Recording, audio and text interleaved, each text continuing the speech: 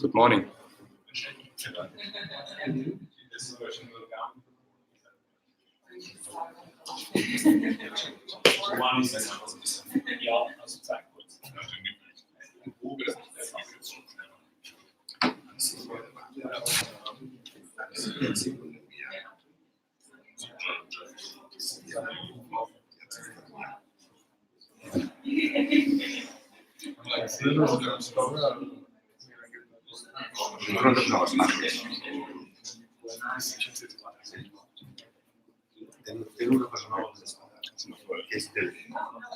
Ja, genau da bin ich.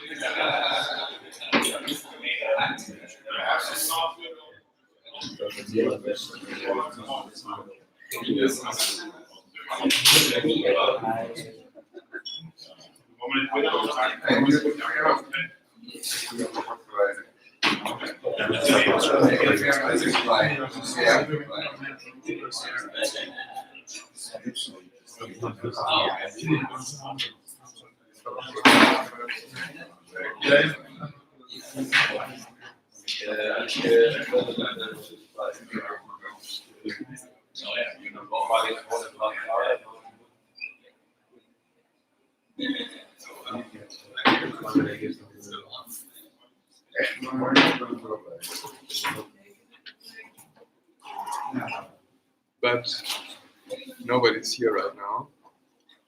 And this goes to Jeff, Karen, and Kim. Is it on YouTube? It might be So it'll be archived? Yeah. It's awesome.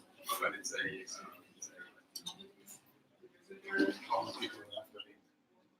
Yeah. Right, that's perfect. Can they share the link? So I just tell them not to share it. You know what I mean? Yeah. Yeah. It's Thank you. Is the camera just goes on your laptop? yeah, it's Or is it hidden there somewhere? no, it's It's the camera. the last time thing. Yeah. Yeah. It's not actually really weird, but it's HD. And I believe you can more or less. It's Well, better than nothing, you know? where are they? Did you check Yeah, more or less. if they're here? They- Because I got a camera right there. Yeah, it's like, yeah. But they hear it. Yeah. You want to see the PowerPoint. Yeah, that's better. I think this will evolve hopefully as like all the agencies that can come or even like a bunch of people you can do there. Yeah. Yeah.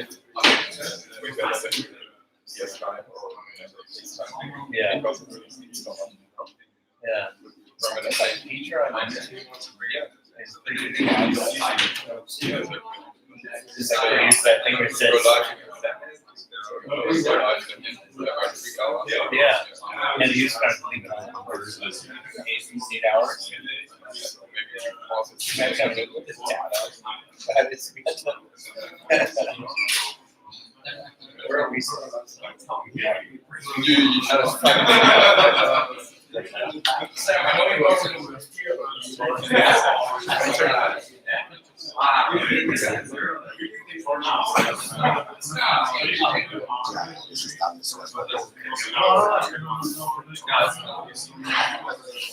Yo de los seguros de la marca porque uno envía nadie más.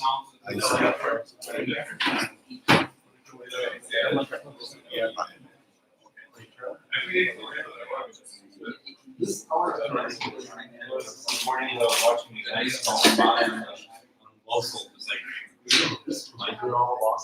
yeah, I'm actually, my dad's rowing, I think his name was. Yeah. Oh, really? Very keen in the rowing community. Yeah.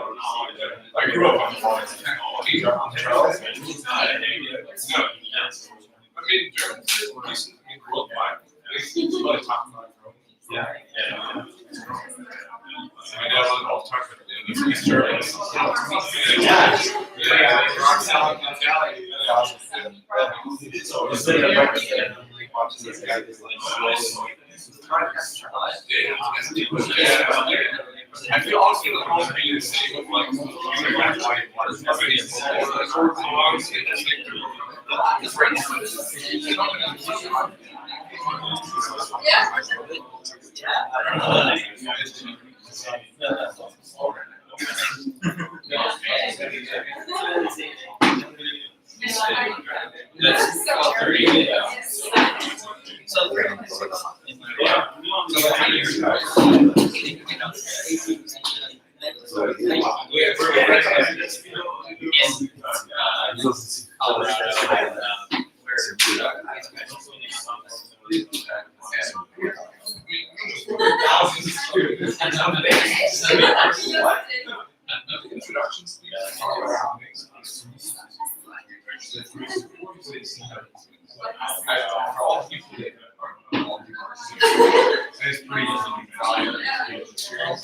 I know you can't control something, so. That's so collaborative. I mean, to me, it's something I've done this, I think.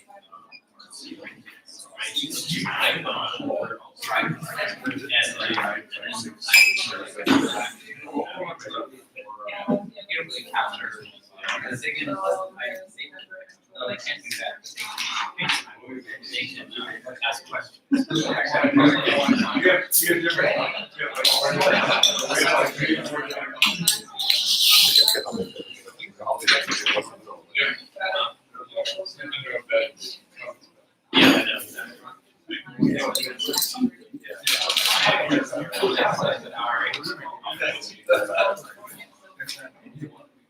I think he's out of room, but And tonight, go out again.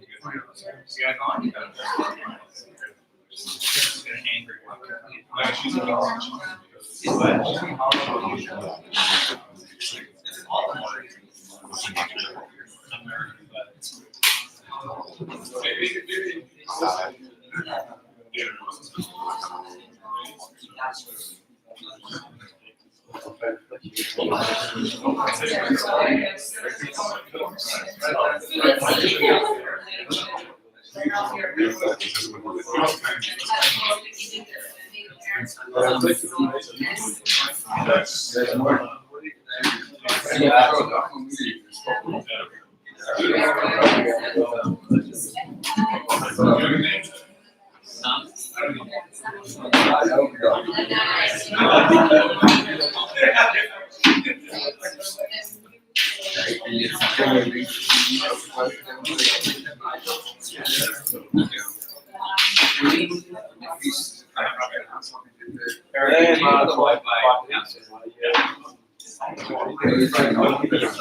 it's right there.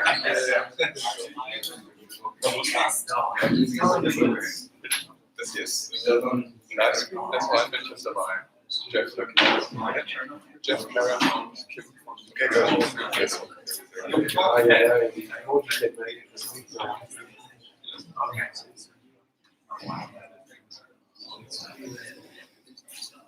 Niemand was los, oder? Muss die Tür offen bleiben?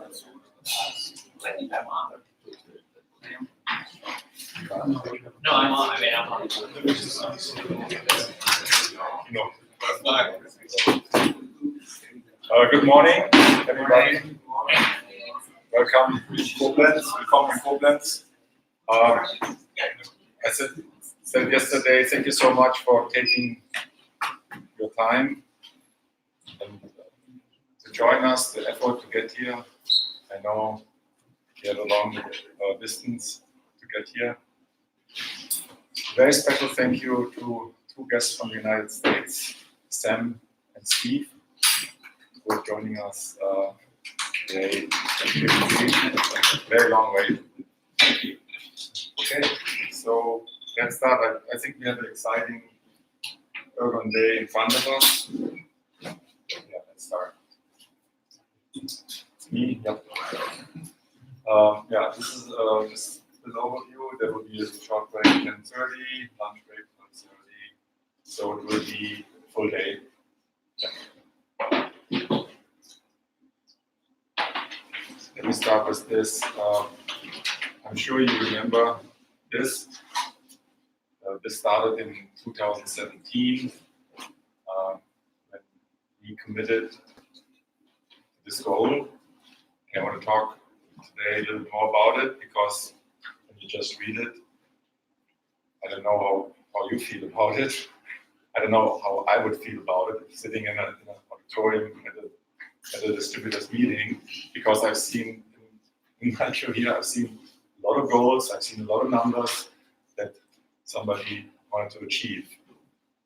So again, it's still our goal. I know that 2022 is not around the corner, but there's 3 years left. I want to talk today about it, what we mean with this, and that we're very serious about this.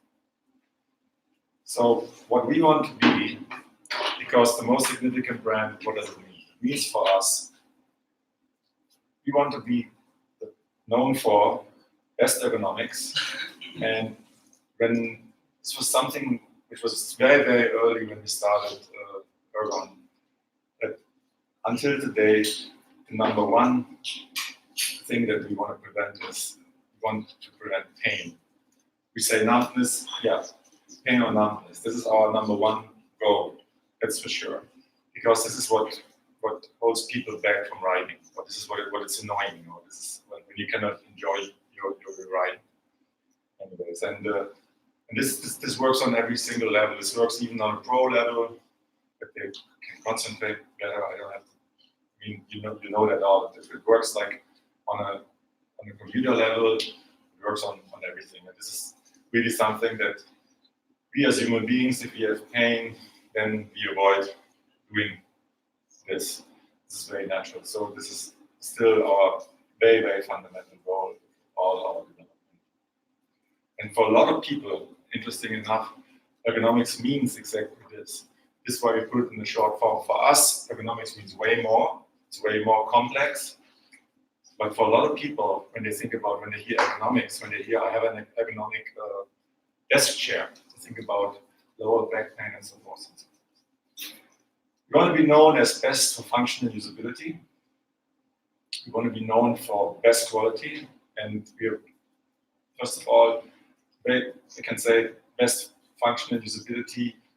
So I learned something really interesting also from a gentleman in LA, which I really appreciate, and he said that he was working for Procter & Gamble before, and they always used to term, what is our right to win? So we have to ask this question to ourselves. Okay, we want to be best in function usability. what is our right to win? Our right to win is the process that we installed over the last years, the way we develop products. And I'm very proud of the Ergon R&D team. I'm very proud how we organized it, and we every year for sure we do improve, but the success that we see in the market over the last couple of years, especially not only in grips but also now in saddles, is really a result of that. Because we have later we will see this more, but in short, we have three divisions working very, very close together. Sure, it all starts with ergonomics, very closely engineering, construction, and then industrial design. And we have teams. They always have these three categories, these three divisions together. So we work very closely, and especially when we developed and we installed a new process when we developed the women's saddle, and also now the SM saddle. This really works. So because I cannot say we do it only scientifically, because scientifically sometimes leads also nowhere, because the scientific question, sometimes it's just you want to answer it, but with no result really. We use scientific methods, but I think it's way more than that. It's also a lot of testing, a lot of trial and error, but it's a process. What I can say today is way more than the past, and this is what makes also us unique in this industry. And I can really say that because we do not have too many competitors, not just because we're so great and not too many competitors on a certain level out there. Our products are really intensively tested before they get on the market. Someone could say, well, this is hopefully products are tested before they go to market, but this is not the case, especially when it comes down to saddles and comes down to grips. And then we do really serious testing in all sorts of directions. You want to be known for best quality. This is also what we're really striving for. And and it all starts with there's another thing, like we want to live up to our own standard. I mean, we really have a high quality standard, and we're known also for that at our manufacturers. There's a very famous lady in the industry, Mrs. Yu, and when she visited us the first time, she talked to me later, and she even said that when I was there in July, she said that when their developers and people from production come to them and complaining about whatever detail we're asking for, and then she says two things. She said, first of all, they're Germans. Second, they design a saddle like other people would design an airplane. I mean, this is way over the top, but I can say we really striving for quality. We want to be leading in design. What we mean is that I know because in English the term design is a little bit different from Germany. We all know that cycling is a lot of fun, and the fun part of it sometimes it's also the aesthetics. That you really have a product that you like just visually. And sometimes because we make basically complementary products. We don't make bikes, but the grip and a saddle even more, has to fit to the bike. Because, okay, I'm in the business now for 35 years. I still remember when the San Marco Concours saddle, I don't know if you know this saddle.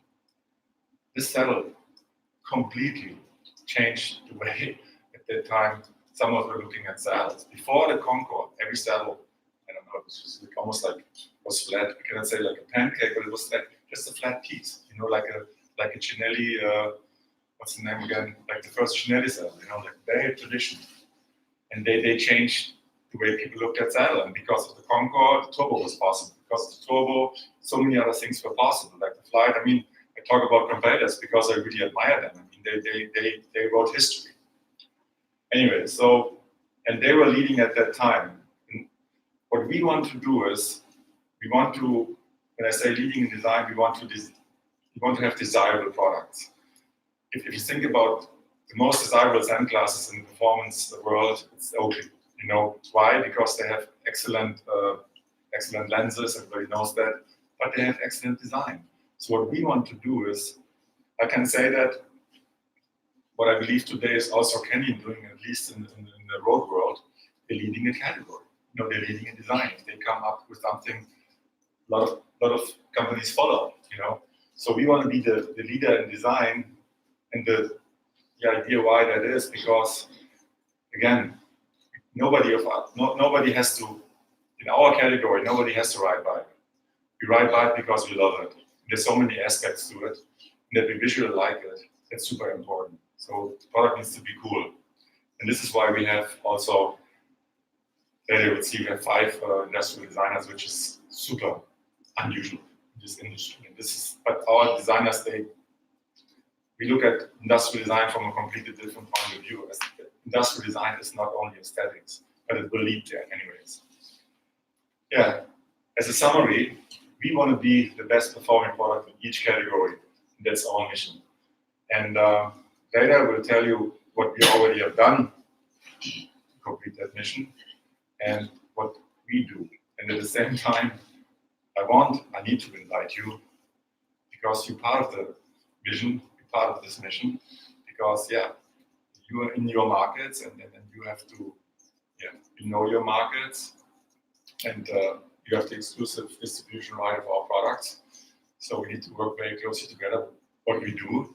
So all I want to say is that we only can complete that mission because it will be, at the end, the mission will be positive for everybody if you work very closely together.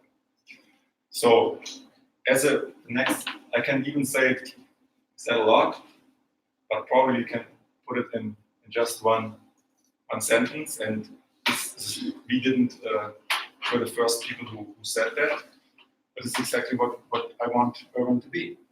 I want Ergon to be a love brand. And I think that everybody has a different idea about that, but I guess you know what I'm talking about. You know, there are love brands out there and there are not love brands out there. And that's what we want to be. And this is what we striving for every single day, I can say, in R&D, as well as in marketing. So this is our big goal. Love brand. I think that we already we definitely go in that direction. So, I mean, these are 2 posts. The good thing is we get now feedback and post basically every single day, really. And sure, because this is also because of you, we get it from all over the world, because from all different markets. Yeah. I don't even want to say what this lady said. But it's really true. Yeah. And this guy was like super excited. All in German. I don't know what. Probably he smoked something also because he said no, he doesn't like. So, but couldn't help himself, and he said that after 33 years, the first time ever, he had 0 problems. Yeah, this is what we also love. This is what motivates us to get this kind of feedback. I think that because you all do events, I know that Jeffrey is doing a lot of events in the States. I guess you get similar feedback, huh? From real riders, real people, not paid athletes. Exactly. No, you're right. That makes a huge difference too. Yeah. And I don't want to talk about social media. The cool thing about social media is it can be super powerful because the content is not created by us. Because if the content is not created by us, it's way better. So, what else on our way to complete this mission? This is a huge achievement for us.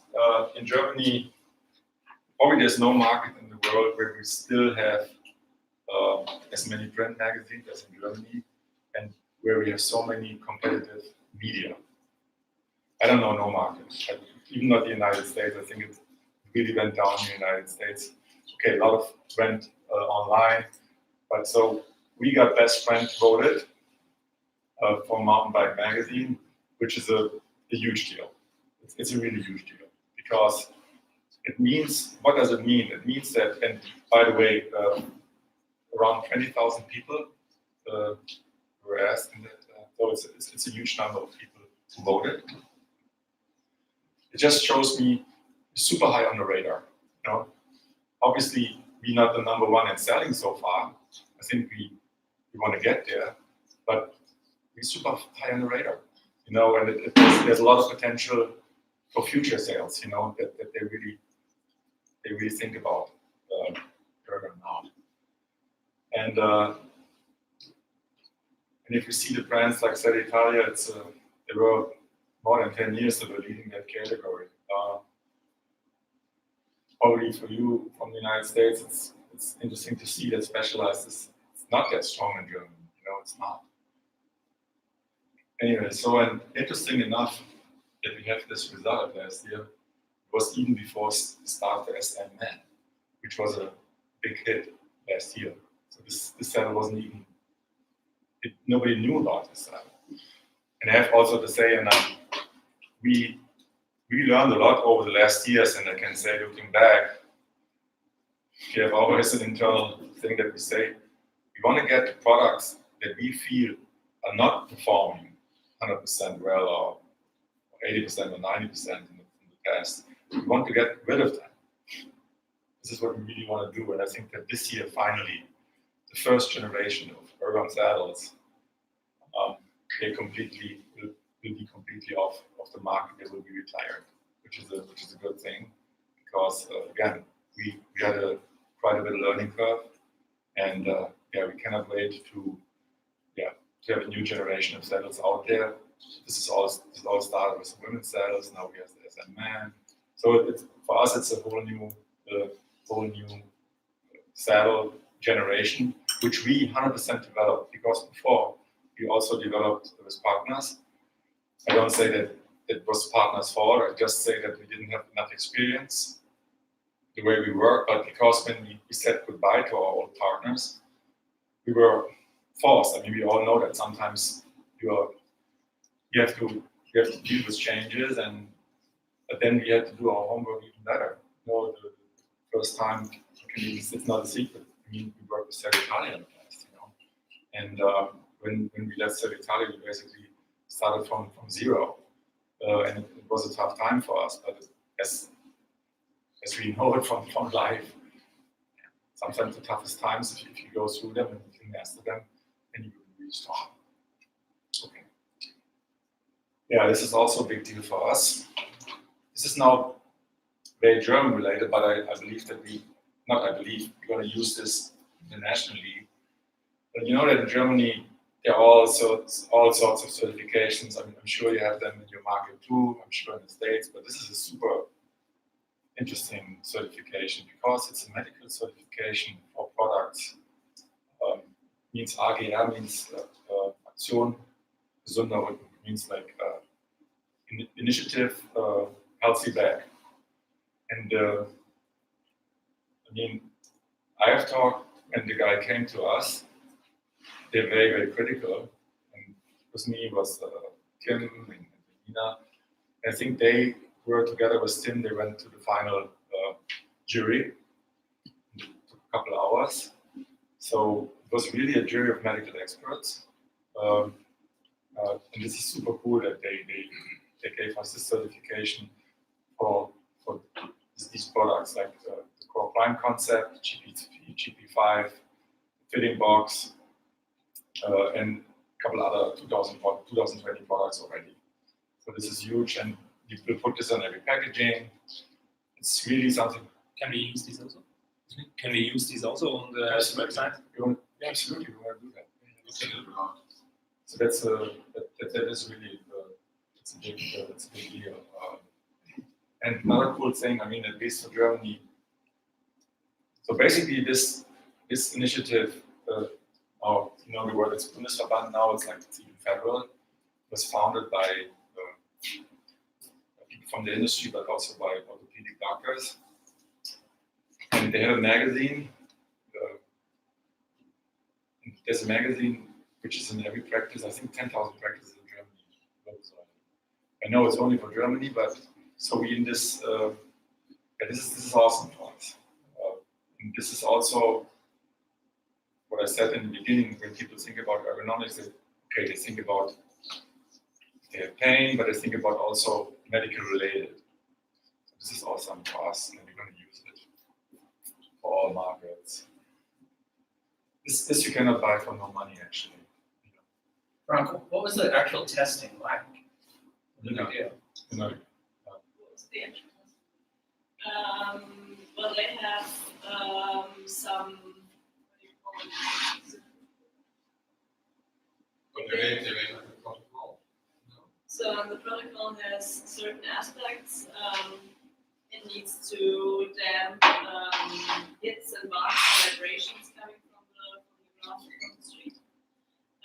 It needs to make sure that the rider can position themselves in a healthy way for the back. So you should be able to keep the normal physiological position of the spine, which is the normal S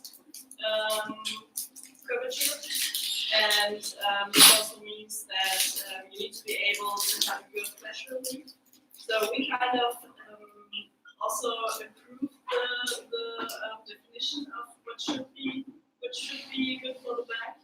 And so that was a good thing. So we had some data that we gained from our tests in-house to show how much they can reduce bumps and vibrations coming to the back, and also our movement studies that we did in-house. At the end, it was a jury of like experts, chiropractic, orthopedic doctor, and so on and so on. And can we use that study in our Yeah. marketing? I mean, to me, it's you're going to put them out. They have those logos. They have the logos in like 30 languages. So no, but I don't mean just the logo. I mean the actual The whole story. data, like how they create a standard. And do we meet that If standard? you put it in words, yeah, you can use that for sure. Yeah.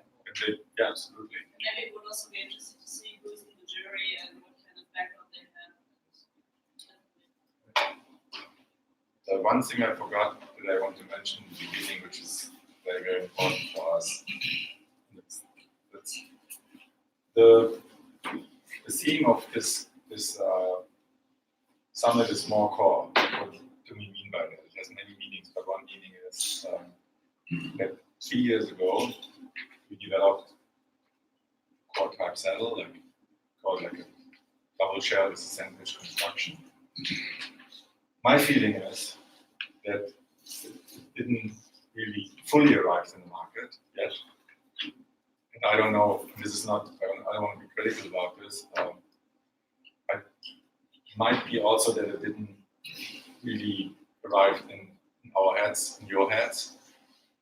This is a really breakthrough technology, the way, and later there will be talks today about this concept, because to me it will be key of the future success of Ergon products, also to really reach the goal of being the best performance product in each category, because we strongly believe that this concept, and we're gonna apply the concept differently to different categories, is you can be at the highest level of comfort.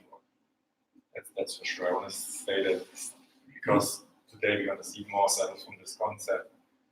And again, we should embrace it. We should be more open to it, because it really be the only one who can do this. We have a number of patents, and it really proves that the product performs super well. If I know if you would use Google Chrome, for instance, in Germany, you could see even in English the Amazon ratings for that product, what people say about this product today. So, another thing that we installed is here, which is a start, but I think it's also very important this side to build up the brand, to build up the recognition. Be the first, and I think that today the only pure bike ergonomic related channel on YouTube. I can say it's a start still. We're still there on a learning curve for sure, in terms of production, in terms of content, but we installed it, and I can say we get more and more clicks. These are videos which are long, like we have videos 8 minutes, 10 minutes. So it's really entertainment. In German? This is no only Yeah, this is German speaking, but we think about to all the stuff in the future. and who knows down the road. Again, we're super serious. Later we will hear about our marketing measures. We really, it's not about the product only. We all know that. It's about many things that we have to do. This will be more professional in the future. We're going to use this channel more as a tool. Our idea was also sometimes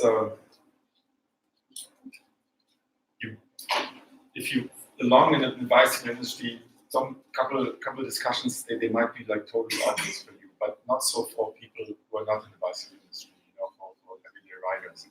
It was interesting enough. 2 years ago, there was the founder of it's complicated word, GNB, the global bicycle network. And it's Simon, right?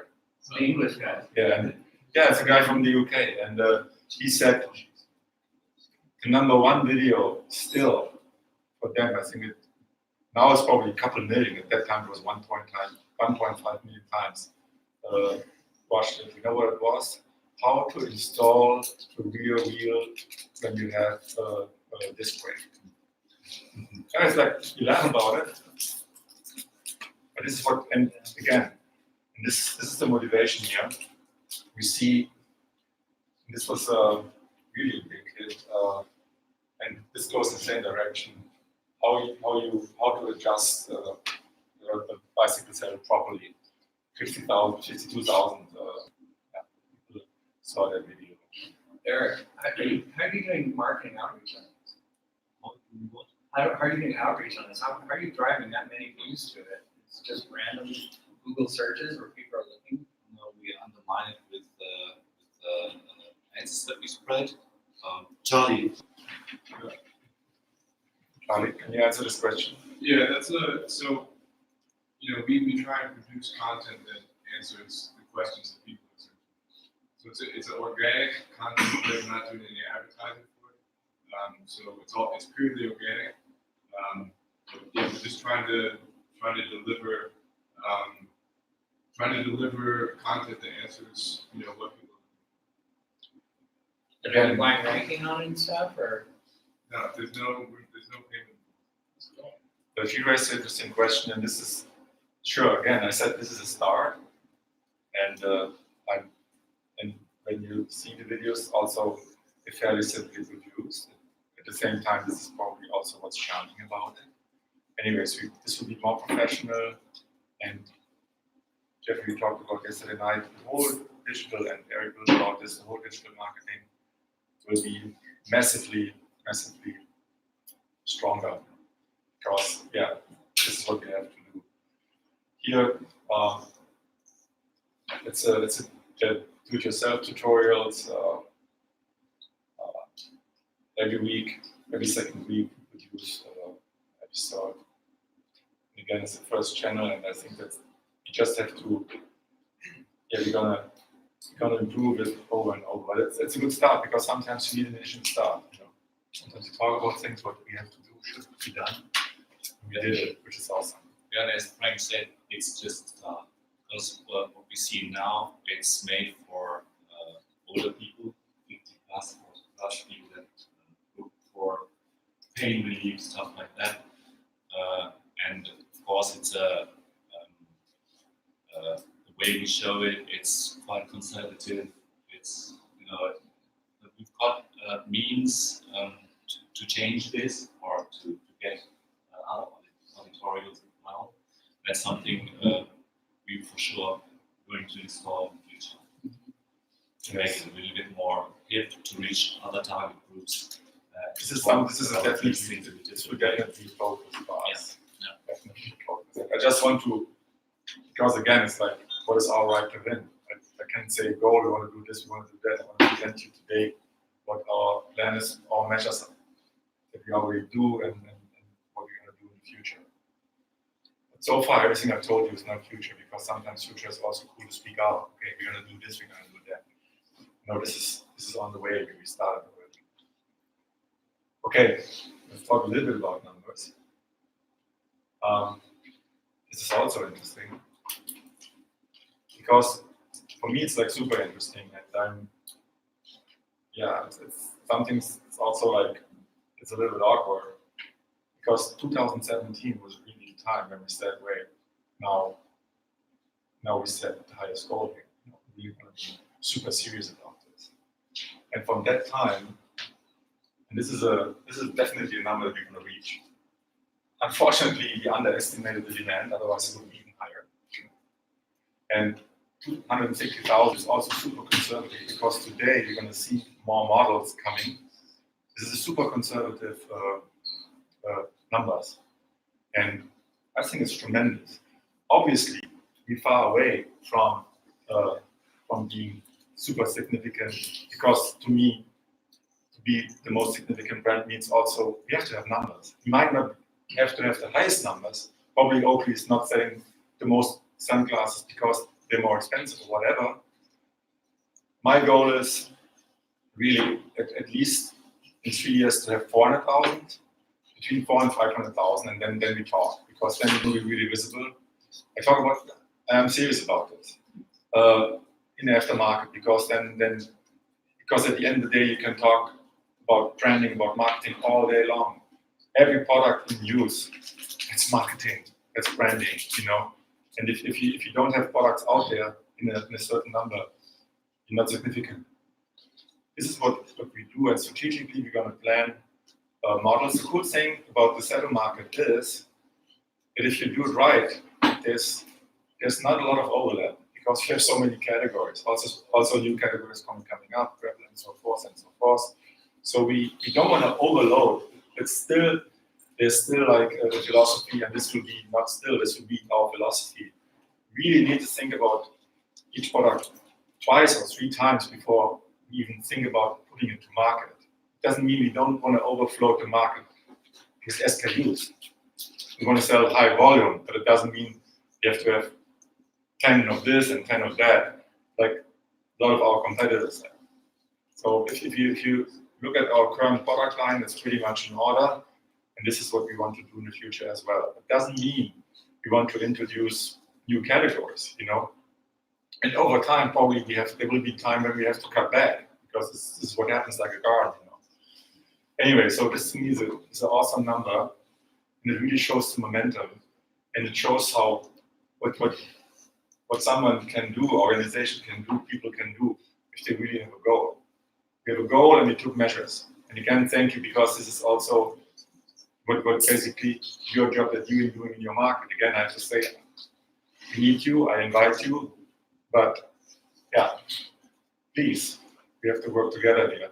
And today I have to also say that very clearly, these are also our expectations, you know, because we work super hard, we spend a ton of money in all different kinds of directions, and great enough, this is a privately owned company. I don't look at quarters, I don't look at 1 year even, I look at long term, you know. So we spend sometimes money and don't even think about it, because we know it needs to be done. Very important, this is still like our bread and butter, we're on a very, very high level. On a very, very high level. And this is all without, okay, I didn't put numbers here, but I think that we still leading the grip category as a single brand, I can say that. And we've got very, very strong aftermarket on the OEM too. One thing is for sure, and for sure we didn't forget the grips, but it was the same exact philosophy. We have so many grips in the market now. Some of them today you will see we update, some of them will be new. But why we want to have in one category 5 or 6 competing products? We don't want that. So the cool thing is we're still growing aftermarket, and we're still even growing with our core product like the GP series, which is super amazing to me to see, because I mean we have super long lasting products. You know, sometimes we still love it because this is also our thinking of being sustainable. You know, our products last a long time. There's a funny story, but sometimes you don't understand customers. I was a couple months ago. I was on my bike and I took a break. I came back at the Bahnhof train station, take a coffee, and there was a guy, a touring guy. You could see, not a travel, like old school touring, you know, full of. And he had our grips, and I looked at the grips, and they were like, yeah, pretty worn out, or like half worn out. And talking to the guy and saying, oh, does he like it? And what he did, he said, oh, I was coming from Trier, super cool, blah, blah, blah. And then he said, well, one thing, your grips, you could improve longevity, you know, it really doesn't last that long. I said, so how long did you use them? Probably 12,000 K. He was serious, this guy. And I didn't say anything to him. Then I made the calculation how many hours he was on bike. Anyway, so yeah, the GP be super happy to make long-lasting products because this is also sustainable, that's for sure. All I want to say is we're still growing with the GP series, and you know all our products will be super successful with the technical series.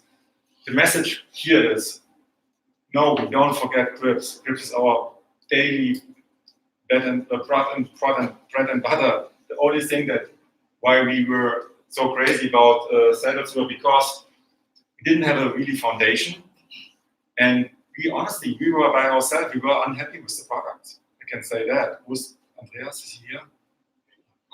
Complex. So no, we were not happy with our own saddles. This is also a big motivation that we have.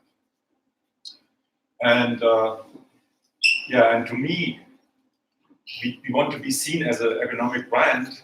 And Steve, you raised a question yesterday. Will we do something for the third contact point, shoes or pedals? I don't say yes, I don't say no. I think that we have to do our homework. Sure, we also want to be commercially successful. I think that currently we have our priorities. And obviously, what I said before, we want to be, yeah, when we enter a category, we want to be sure that we could be at least the best performing, probably not the number one selling, but the best performing product. When it comes down to pedals, a lot has been done. Anyways, all I want to say is that saddles, and you all know that. If you think about bike ergonomics, cycling ergonomics, then the saddle is totally obvious. So the message here is we don't forget the grips for sure. Okay, I think, yeah. Here, probably out. We don't hide this. 2013, our turnover only aftermarket will be roughly 13.5 million euro. I think it's already a significant size. If I add OE, then we talk 17 million, which is it's a really good number already. If you think about And the OE is really growing. Like XXL, I saw a bunch of. It's definitely growing, and the OE is it's a very strategic approach, especially for grips, especially for categories we want to grow into. I think that it's super cool. I'm so proud that every mountain bike company is backing our grips, and I mean, the competition is big. Every company can go together and make their own grip, and it's super cool to see that the company. What are the examples? Chris, you would know it. KTM, even Ghost. I mean, Ghost is a huge company owned by Hon. Come on. I think that they sometimes work against a lot of internal pressure. That probably the product manager wants to spec us, and the division manager says no, it's too expensive or whatever. So OE is super important for us. Super important on the saddles to get realized, to get realized by the dealer and so forth. So all I want to say is, I think that the size of our company, our organization is already good, and definitely we're gonna That's also my expectation. In 3 years, we definitely over 20 million. And this is to me, that is only the logic of what our planning is. Because I'm very certain that we will grow with saddles significantly. And we still want to grow with grips. Again, I'm not standing here to tell you crazy numbers. Again, I have heard it too many times in my life, and it doesn't mean anything. And you're not stupid. You know your market, you know the entire market, and probably you don't need nobody to tell you astronomical numbers. We don't do that. So here it's interesting to see, because Germany has such a big portion of the market still in comparison. That is why probably we see here that touring is a huge category. But mountain, 43%, all mountain products, it's amazing. It's super amazing. And when we talk about mountain, we talk about not only how you're going to say the classic mountain, we talk about e-mountain as well. So a little bit of road. I think this is also super important that we cover kind of like the whole market. And we know that sometimes we get even confused how many subcategories we have. When I talk about touring, there's 5 subcategories that you can define. So that's why we put them together in these categories. I think that to me it also shows 50% touring the potential that we have in this market, because we know in this market, we are known in this market. I don't know in Switzerland, but in Germany, almost in every group, if they really like people who take a bike on vacation, almost in every group there's their own products. Is that what you guys call touring then? Yeah. So Like any traveling. a family you see on the Mosel riding as a tour. So is that for 2019, that 4%, is that kind of a reflection of what road actually is overall in Europe? Is it? Or It's pretty much what it is in Germany, actually. Is it in Austria? It's way more in Austria. More really? No, kidding. For sure not. No, It's not there. It's not a big scope. I mean, it's not, right? Anyways, go ahead. So looking ahead to 2020, what do you want the percentages of share of these different categories to look like? What are you targeting? To be honest, I want to make the pie bigger. I'm not sure if we have specific plans to shift. I mean, we know for sure, I'll put it this way, yeah, we want the percentage, we want to have the pie bigger. But I don't mind if the percentage towards mountain bike is higher, because there's a tremendous growth in the mountain bike, and we still, and later Lutz Schäfer will talk about this very enthusiastically, I'm sure. I mean, to be honest, I don't know in your market, every market is different, but I can say that e-bikes saved the German IBD. This is not only my opinion. And seeing now that mountain bike is coming so strong, I was also thinking back, because I still remember when the mountain bike was introduced, like in the mid-late 80s, and from the 80s to the mid-90s, how the capacities were pumped up. More and more brands were coming, and there was one year, I think for us it was like, I think it was 95, where the market imploded, where the first time companies like Trek, they all moved their offices to Netherlands at that time, because we had the open market, we had the EU. It was the first time ever that they did bulk sales. Like they had like whatever. The best selling product at that time was the 950. We talking about it was I think it was a steel frame, steel with luck. It was like no brainer. It was awesome quality, awesome price. I don't know. They had like 50,000 bikes too much in their warehouse, and they put it in the market, and prices were dropping. Good enough at that time. There was no internet. It was just magazines. I think that time internet, the market would have been even more crazy. You know what I'm talking about? So I'm sure that the peak of e-bike will reach the same thing. But there's one cool thing about e-bikes, and also about e-mountain bikes. because there's really, the problem also at that time was why it ended so, I can say, vastly for a lot of brands that are not longer around. I mean, if you think about early brands, they're gone in heaven. And a lot of the dealers, a lot of small dealers had a lot of pressure. Even we, I told you, we were 3 years in a row German's biggest track dealer. We sold more than 1,000 bikes. We got our products in March, kind of late. Most of our inventory. April issue of Mountain Bike and Bike magazine, two-page ad from a huge dealer in Germany, 30 to 40% discount. So you just paid your inventory, then you read in the magazine, it's 30 to 40%. This. I think it might happen to e-bike, but the cool thing about e-bike, there's so much development. Development in design, development in engines, you know. And people, I think that people who have an e-mountain bike or e-bike, they intensively use it. Because and for them it's, I cannot say it becomes part of life, but I think that it becomes something very, very important for them. I can say that. Another word to e-mountain, and I still hope it comes to the United States, comes to the UK, but because it makes total sense. Actually, I'm the only reason why I believe in the US it's not there yet. That level, you guys founded mountain bikes. You were the origin of mountain bikes. Probably you had a tough time. If there's something new coming from Europe, I don't know. This could be a reason. Another reason is trade access. We have our very close friend Derek Deans. They're working on that. And probably the understanding of what an e-mountain bike means. E-mountain bike, we always talk about assisted pedaling. It's not like a motorcycle and so forth and so forth. All I can say, in Germany, there will be way more categories coming.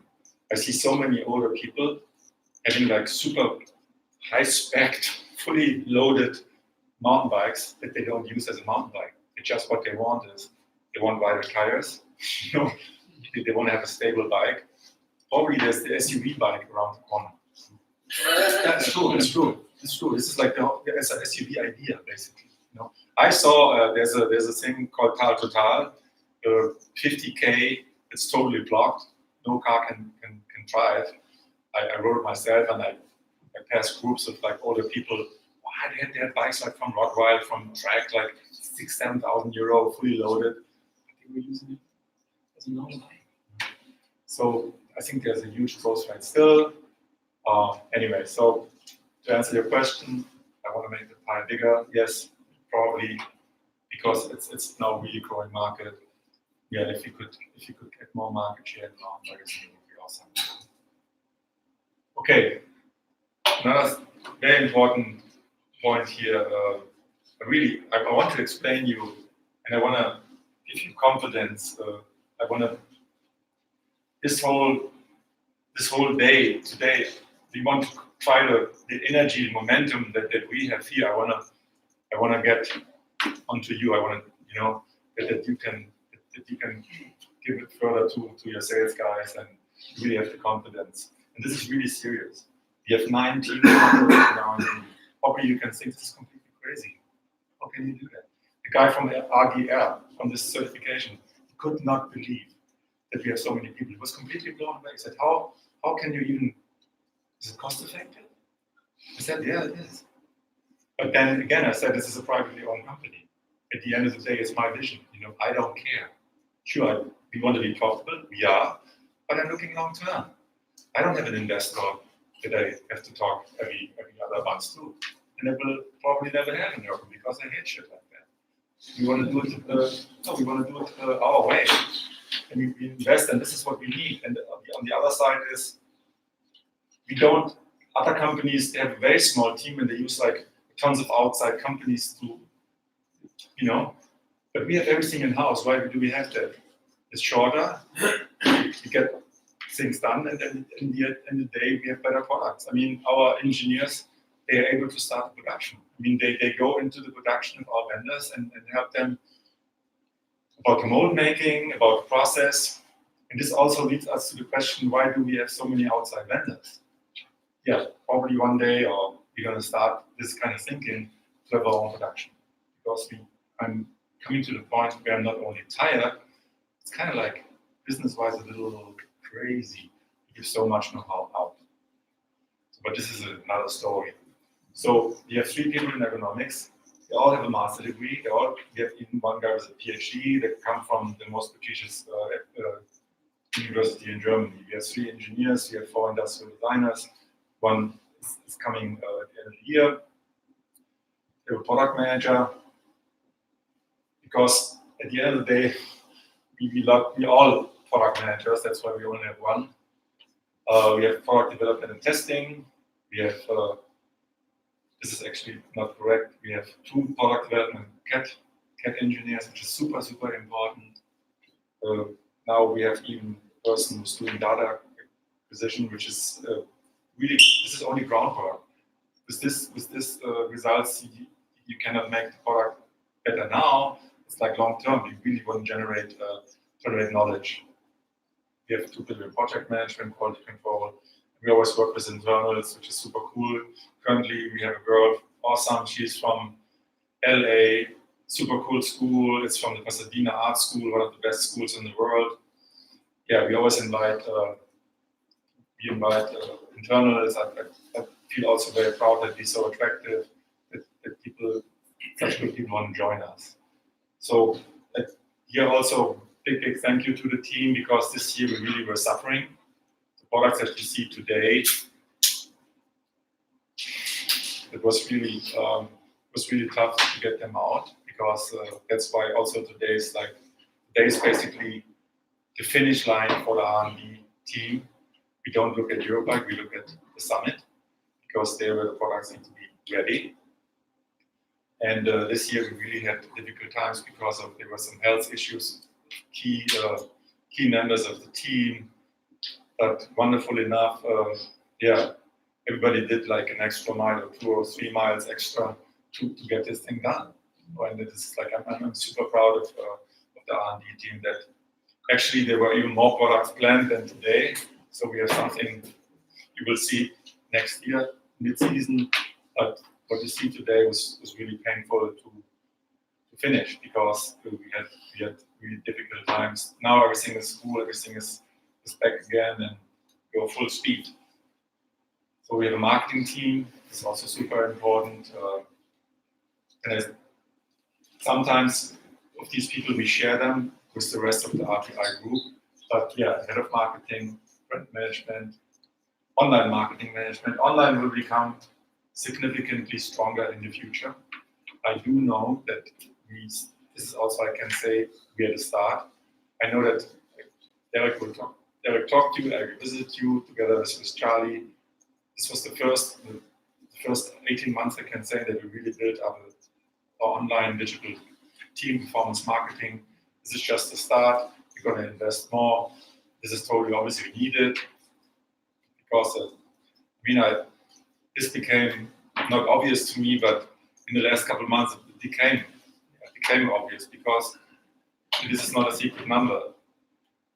RTI Sports, okay, we are a very big distributor. We don't have many brands, we are pretty big. 50% of our turnover we make with customers, with dealers who have only online sales. 50%. We talk about 50% currently. This year we're going to make 23 or 24 million turnover. So we make 12 million turnover with customers who only do online sales. It's amazing. And I think that, and this is like, yeah, it's kind of like a shocking number in a way, because it went so far from, we started like 10, 25, 30, and it really goes fast. And I predict, and this is, I don't need to be a fortune teller for that, I think in 3 years it will be at 70%. Probably there I see a plateau. At the same time, so what does it mean if we have so many online dealers? It means that the dealers are basically doing nothing for us. They don't support our product. We need to support them to make the Ergon showcase as best as possible. I don't blame them. I mean, they just have too many products, and they don't care at the end of the day which product they sell. They care how much turnover they make. And online, the end consumer is the guy in charge. Buy it or don't buy it. If you have online here QBP and your product is bought by end consumer, the dealer will reorder. This is also, by the way, a challenge, and you know that challenge. It's the challenge that even the big guys, they have like sometimes 3 orders a day. Not like in the old days, like, okay, like let's buy 50. No. They became smart enough to manage their inventory. Why do I say that? Then, okay, it's because this is also to do with online marketing. We have to get the message to the end consumer. Be in charge. We. We can only be in charge if we are very strong in digital marketing. This is why we're investing heavily in this category. At the same time, I had a very interesting conversation because there was already the first 2020 show last week. It was at ZDG, big bike show in Cologne. ZDG is a co-op in Germany, but a big one because they're making more than 1 billion turnover. It's really giant. So I had a conversation with our key rep. He said, Frank, I'm so happy that we have now this certification and new products and the point of sale is getting better. He said that dealers want to do more business with us, but they probably sometimes unable to manage the floor, the sales floor. You know, they're unable to tell the story, the economic story. They're unable. They don't have enough trained people. So that's for me 2 things. First of all, and I suppose in a way it's also in your market. Probably not as traumatic, but in a way, that's the direction where the market will go. Number 1, you need to perform better on the point of sale.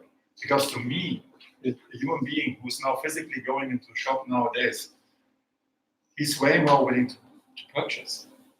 It's not like in the old days that they just get information, they get all information from the internet. If you go to a shop, you're ready. You know, you are. So, now how to get the sale? You need to perform at the point of sale. You need to convince the guy. You need to lead him, guide him, convince him. And this is also related to where we need to catch the end consumer, to tell him the story. This is, again, digital. So to me, this is like, it's not my invention, but I think it's like retail 0.2. This is what it is. It's very important to have I think that, and I read an interesting article, they predict also in 5 years from now, there will also be a swing back. Because we understand that if soon we're going to miss all these IBDs, not only in the bicycle industry, in every shop, because it will be quite sad to go to downtown and, and seeing no retail anymore, because retail is an experience. That's probably why Amazon, they're the smartest. They're investing in retail again. So retail, there will probably be a renaissance of retail, but it will be different from today. It will be closely connected to digital. That's why we definitely will invest into this category. We will support you as good as we can with our team. Anyway, so we have a team of 17 people. Just that we're working also on that angle very hard. This is something also very important for us. Everybody knows that we have RTI Sports. It's a German distribution company. And RTI Sport, I'm glad that 2 years ago or 3 years ago, we separated Ergon as an own entity from RTI Sports. So I said just to have a better focus. And RTI Sports goes back to its roots. It's a distribution company with logistics services. So it's doing all logistics services also for Ergon International, So purchasing, stocking the products, sending them out. So we have a pretty big warehouse that you guys can visit. Yeah, when you go there, it's kind of like pretty massive. And it is. And I'm very happy that I had a chance to acquire this real estate, because here in Koblenz it's very difficult to get land, and it takes a long time to plan and build something like that. And a long time, it's first of all nothing that I really like, and number 2 is it takes time and it takes a lot of energy. So you will see it's an awesome location. There's way more land. It's pretty amazing. It's next to Amazon. It's in the region. First of all, the building is fairly new. It's 5 years old. you know. Yeah, it's just perfect, and it's in a region where we can have 24/7 logistics. It's not everywhere allowed, so but this is a region where it's a permit to have all year round logistic activities. Okay, today the next part will be marketing, and then later you're gonna see exciting products. One thing is very important: please keep what you hear today confidential. Thank you so much.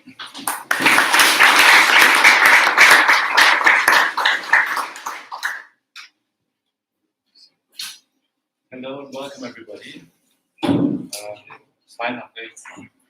So I don't have much chance to really go into details, because Tim just came up and said, hurry up, we're missing the break.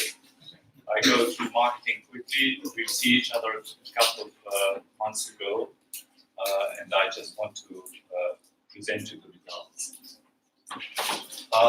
Marketing goes international. Of course, that's not correct. Marketing has always been international. But as you all know, in the past 3, 4, 5 years ago, there were 2, 3, 4 people, no more than that. Now we are hitting the 20. We can do more. We've developed a great experience in marketing, in being precise in the areas we're playing on, and this gives us the position to talk to you, to understand better what you do, how we can improve things, and to go international. That's basically what's behind marketing. I don't want to bore you with this. Frank said a lot about it. It's all about ergonomic expertise, product quality, high reputation, and design. We're the best ergonomic brand already, and for a marketer, this is of great value, because we're not only product, we're function, and we can combine product function. This gives us the position to really hit sharp in marketing. That's what it's all about. How we're doing this, we frame and communicate product USPs. We make a close match of product USPs and target groups. By the way, that's also something very interesting, especially in times of internet. You really have to frame your target groups. That's why we're rebuilding the website at the moment. People in different ages look differently on websites, so it's not one for all, it's modular. So we've developed a modular system, and this modular system gives us the chance to put different modules at different places to keep the interest rate very high for people that go onto our website to explore, to find out about content, to find out about our products. I'll talk about timelines later. We want to create consumer visibility on and offline. Of course, we support our dealers, and we want to be efficient in the marketing mix. We're not BMW, we're not Mercedes-Benz, we are not in high sports. There's a huge development, and nevertheless, we've got to be very careful with what we spend. So basically, it all comes down to multiplier marketing, telling people in the market that are very much into bicycles about our good products, about ergonomics. Just for your understanding, on the German market, it's around about 10%. We have 60 million bicycle users out of 83 million Germans. Half of them use a bicycle regularly, 35% from time to time. Recreation, the other 25%, they've got it in the cellar somewhere. So it's a broad mass, a huge quantity of people, and only 10% out of these, or even less, out of these 100% know something about ergonomics. Would they know that there's a solution to their problems, then they would buy. This gives us the opportunity to talk business, to tell them a good story. And that's why we try to get in touch with the end consumer, online and offline. We've developed very simple strategies for B2C and for B2B. B2C is connecting ergonomic content to products to be recognized as problem solvers. We create online visibility, and we create quality content with deep information, always product orientated. This way we create demand. If you have any questions, just just ask. And Eric, I think that probably we all know that part of the success of season 18-19 was that we already did that. Because the demand for the current mountain bike saddles, so we were not there without digital marketing. As a marketer, it's always very comfortable to have high quality products. That's the basis. But if and on that basis you can do marketing, you can tell a story. And that's really great. We're not believers, we're not anyone. We're someone that's really committed to the function of the product. Strategy B2B emphasize Ergon USPs, create dealer support on and offline, improve service, and develop point of sales system and sales pitch development. We talked about this quite a lot when we visited you. We went to a few shops, and we feel that there's a specific need to adapt our POS systems to the different markets. Because we found out that, for instance, in Spain or in Italy, it's more performance driven, so it doesn't make any sense to show the whole range. Nevertheless, the end consumer has got to understand the story, and therefore we need, in some way, reduced POS systems, and we have to tell the story a little bit differently. Design comes more into place, things like that. So we're going to adapt that. We're going to do this together. We're very much looking forward to that. As I said, from May to June, Chris, Charlie, and I hit the road. We did a few kilometers, a few miles, and visited nearly every distribution in Europe. This was very interesting for us because it gave us the opportunity to see how you work, to meet the people that do your marketing, and to talk to you about how we can connect, how we can be more efficient with the stories we want to tell. For us, it was a great journey, and the results basically are, well, what we want to achieve. We want to coordinate the activities. We want to improve the quality. You all know there's a difference between doing the pictures yourself. It may not be according to brand guidelines, whatever. So that's, of course, something we need to be in charge of, or we want to assist you. And the idea is to have a consistent brand communication, basically. Results in general, something we're doing from this day onward. We've got Pablo on board, small guy sitting in the back with a blue shirt. Hi, Pablo. And he's going to support us. He's going to support Albert with marketing issues, very close connection to you. So he's the guy that he's sales orientated, but he goes into marketing. He's the missing link, the one we just didn't have because we couldn't do it in the past. Now we can. Very proud and very glad about that. So we're linking the whole thing.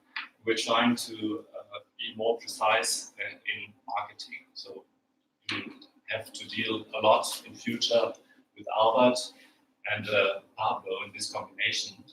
And Pablo is more marketing orientated in that sense. Yeah, we want to use the opportunity after you've seen the presentation today. It's you get your head on goals, on targets. We'll talk about this on the Eurobike. We'll coordinate activities and come back to you in Skype calls in October. Talk about the combination of marketing and sales. It's not enough to say we want you to do numbers. If we can, we want to achieve these numbers together, and we want to talk to you about how we can achieve them. We want to give you the professional aid to get there. We don't want to tell you how to do your job. It's a partnership. It's a combined thing.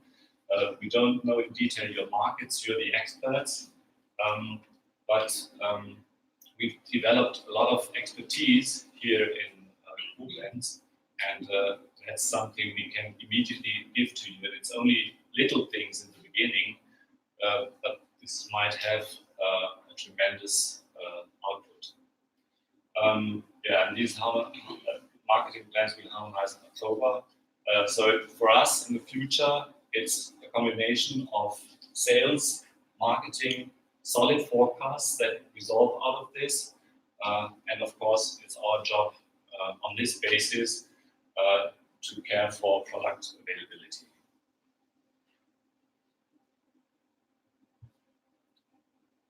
First, results, things we're going to do immediately. Number one, we're going to, we saw a very good example in Spain, no? Very interesting. Digital asset management software. We are in the final decision round about this software. We're going to install it in September, and we want to be online in October. This gives you the opportunity to get text, to get pictures, to get information whenever we do something new, and to use this tool to help in marketing. That's basically everybody of you, people who visit, the distributors we visited, had this wish, and that's of course something that can, not easily, but it can be done, and we're going to do it. Our plan is to be ready in October so that we can use it for the next season. Is that different than an FTP site, or is that different than an FTP site? They can just link on to and pull all of our details. No, it's totally different. You have, it's like a website. You have different categories, saddles, whips, whatever, product orientated, and you get content from there. And if there's something new, if you put something on, you'll automatically get an email, something like that, so that you know, okay, there's something new, I can use this for my marketing. It's for logos, it's, I really like the example you showed us in Spain, and we were thinking of doing something like that. Anything you want to say? Yeah? Charlie? We're good. Yeah, okay. Fine with that? Okay. And we are developing online marketing campaigns the way we've already done it this year. Basically YouTube pre-rolls, but also ads. This year for us was a start. It was hands-on. It was okay. Next year we want to be much more professional. We're going to invest a little bit more. It's going to be there for all the new products. We've started with organizing. The shootings will take place in September already, because we need the good weather, the video and the photo shootings.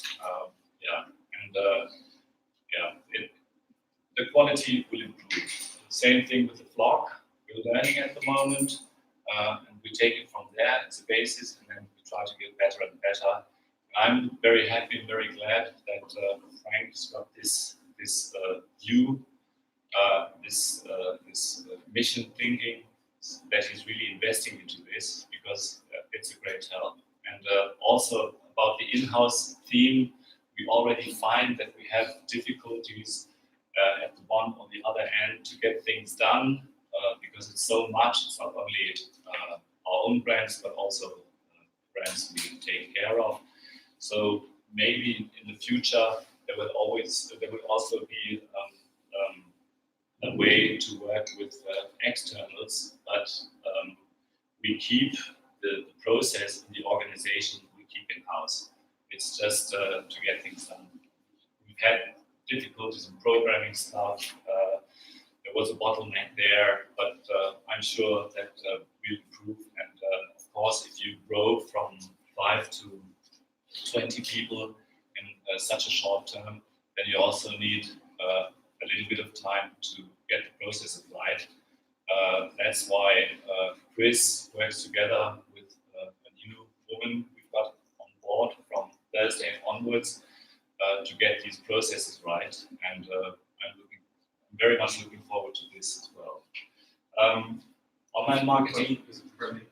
So the online marketing campaigns, will this be one unified global campaign, or will you have campaigns that are targeting more specifically and That's something- collateral touch different markets? Yeah, that's something we settle on Skype calls. There will be global campaigns for sure, but of course there will also be campaigns for your specific markets.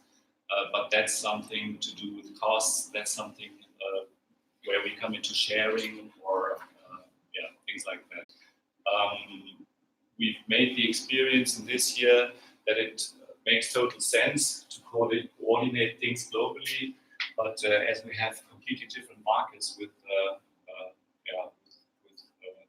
different product hits, it also makes sense to go into the niche and to do certain things with certain markets inside. Yeah. Okay. I talked about the website. The new website will be online in autumn 2019. We'll have it in German and English. There was a big wish and a big need to have the other languages as well. I can very well understand it, because if you want to get deeper information, you do that in your own language. Maybe it's a little bit different in the Netherlands or in the more northern countries like Sweden, Denmark. For them it's normal to have unsynchronized films. For them it's normal to have everything in English. But especially the Spanish people, the French people, they're very own language related, and Italians also. So, but this is a bigger thing. It's not organization-wise, because it's quite easy to do on the website. We've got to get the translations right. We want bicycle conform translations. It's got to be from the point of view of the rider, and not so much of a linguistic bureau, something like that. They probably won't find the right words. So there we probably come back to you, and we also need your help with this. That's why I wrote to be defined. And a very big topic we found out the past couple of years, events. Events is, for us, for RTI Sports, one of the main touch points to the end consumer.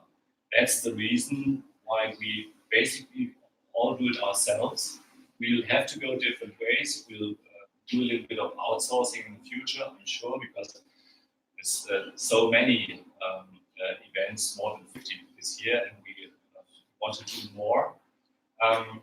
But it's always good to have R&D from marketing on the events, to keep in touch with the end consumer, to see what his needs, his wishes are, to implement this into R&D and also into marketing. So we want to really be connected to the end consumer. Okay, and one last word, maybe on the first side, not so much bicycle related, but on the second side, and that's why I wake up every morning with a smile in my face. Every mega trend at the moment, urbanization, neo-ecology, health, civil society, mobility, one of the, every mega trend is directly related to cycling. There's enormous potential. We will grow, and this does not only apply for Germany, but it applies for the other markets as well. But in the bigger cities, I'm sure urbanization plays a big role. So bicycle comes into play. So we'll see more city bikes, we see more touring bikes, we see more cargo bikes, stuff like that. And the good news about this is that, that there's a high potential, and we see it without even doing too much. The market, the revenue is growing, and there's a demand for products, for functional products. That's really something we're very much looking forward to. Okay, thanks for your attention. We can go into break.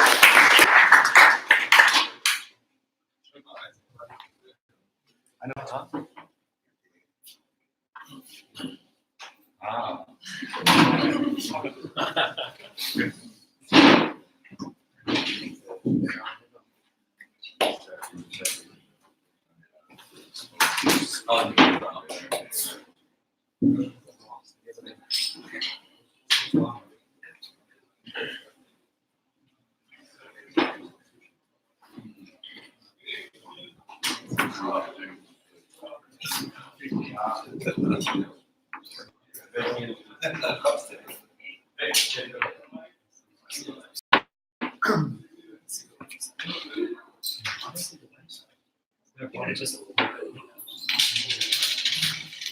Whoa, next, look at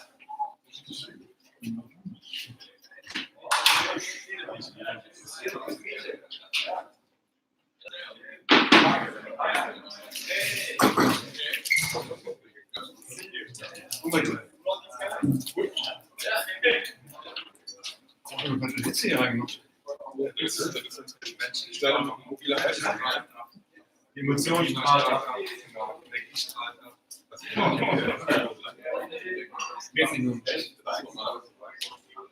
Sehr geil.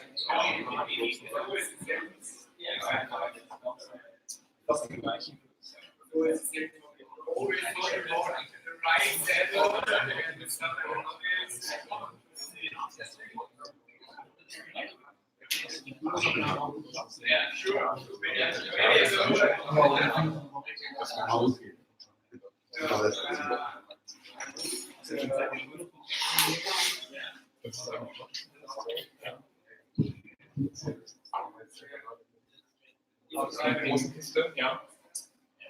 Aber nicht mal. Achso, du fängst ja an. Ich hier in der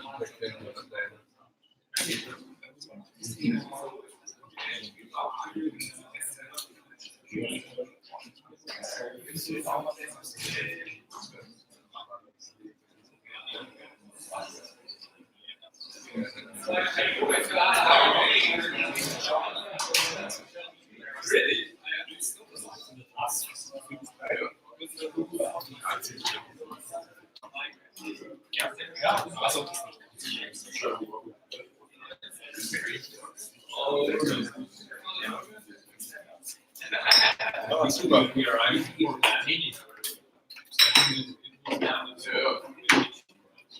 Also, ne?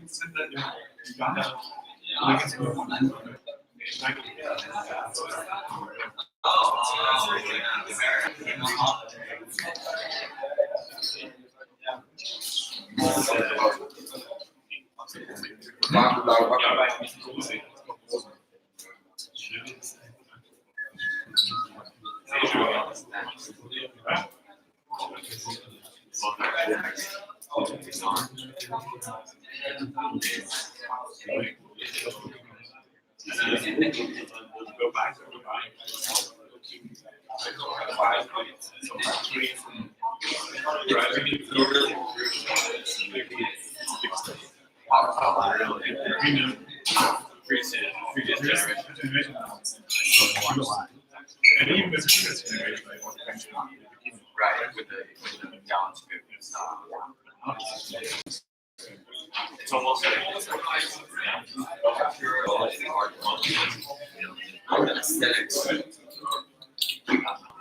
translate so turnover so fast. Feel like plastic.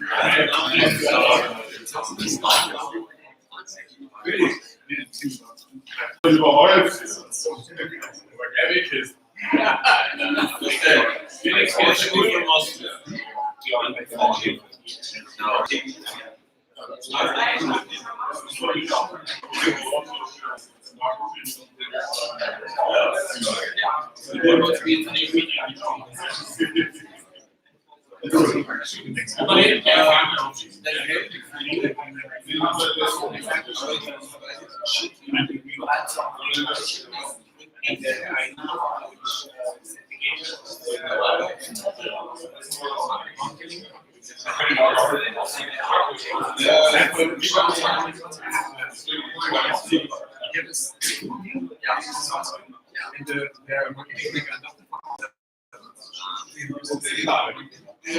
We also did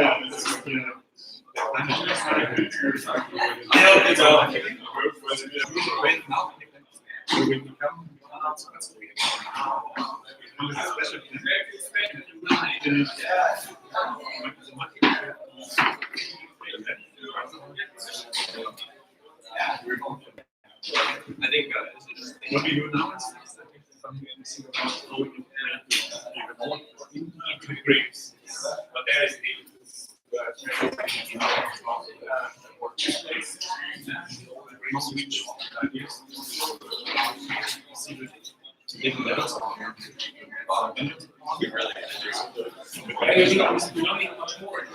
basically you can do with holding.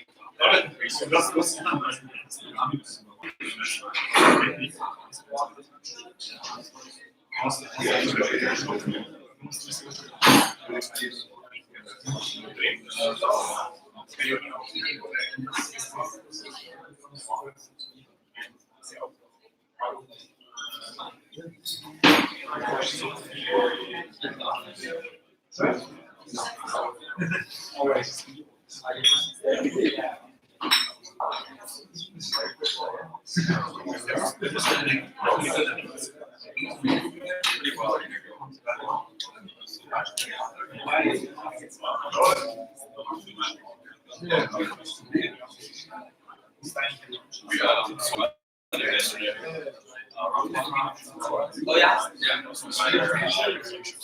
Oh yeah, yeah.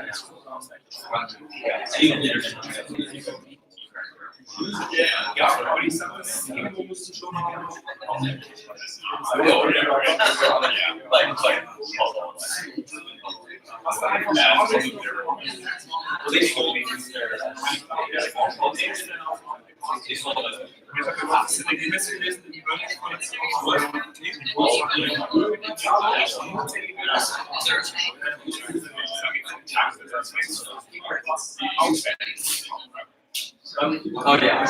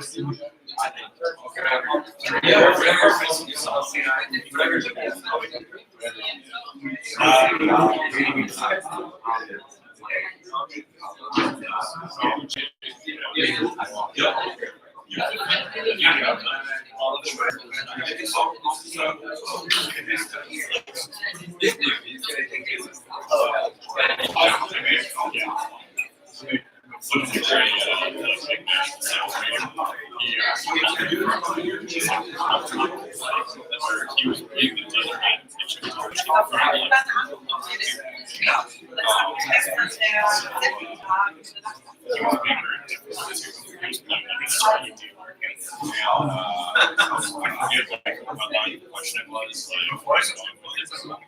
was like, you know, I'm just trying to keep our business open. Like, say, like, well.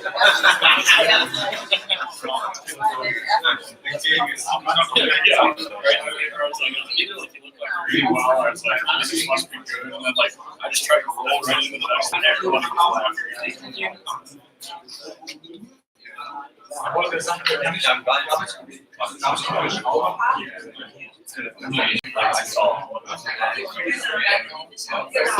This is amazing. It's amazing. I'm not surprised. I'm used to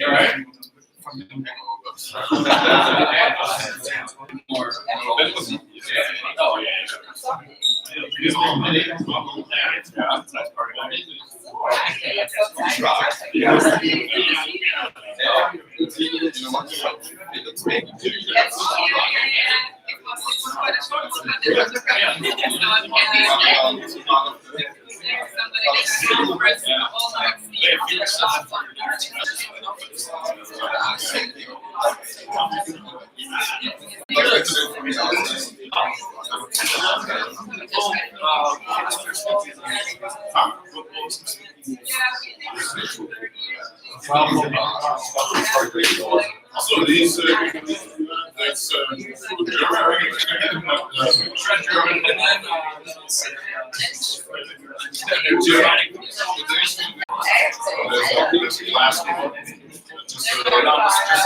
yeah, there's a really low key sign. It says "Scouts welcome" kind of thing. And then you go through there, and you read about the album and this is also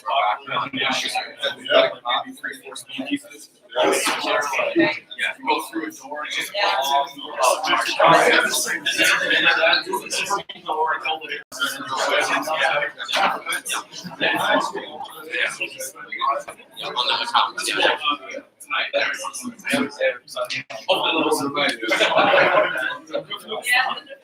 Gewoon een beetje.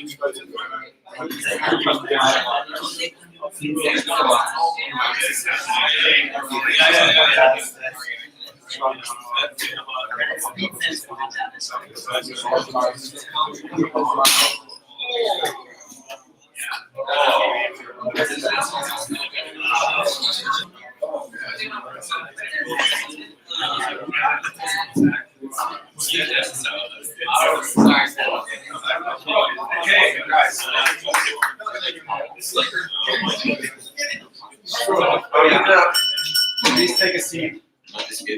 Please take a seat. Please. Baustelle.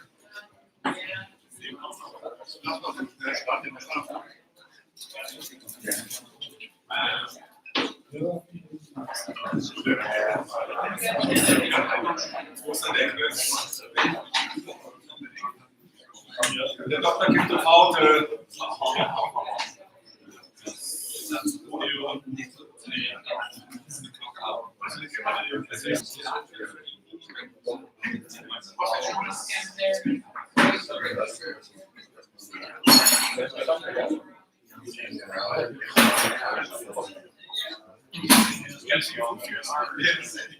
Ja, ja.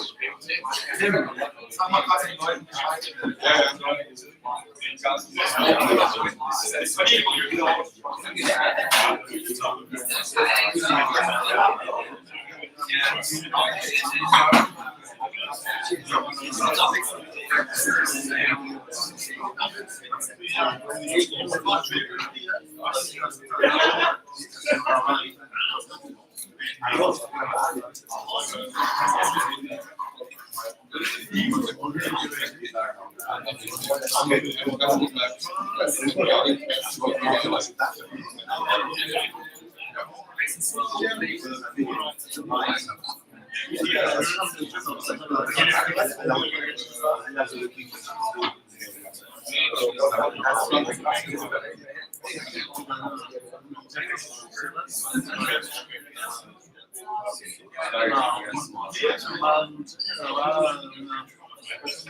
Kommt jetzt Sätze bitte. Sätze 6. Bingo begins. So,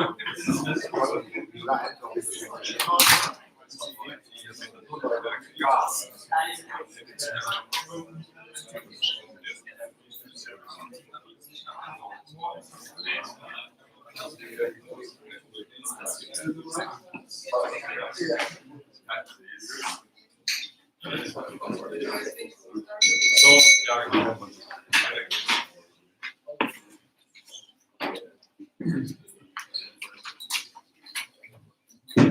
Okay, thanks, Felix, for your help. Others, I think it's okay. Hello, everybody. Yeah, it's a pleasure for us three to introduce the new products. We will talk about the saddle, the new E-mountain bike saddle, and the C-core saddle.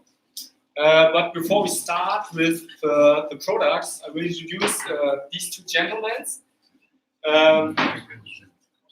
Most of you know Andreas. He's the head of the technical engineering, and working for a long time at the company. I think more than 10 years, right? Yeah, so it's 10 years anniversary, and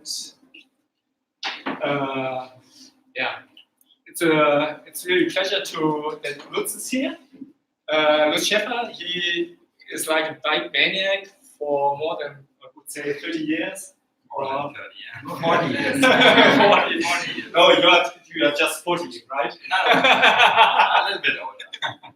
Right. But maybe when I started here at Ergon 50 years ago, we had a lot of projects together, and he's not only like a really innovative and visionary bike designer.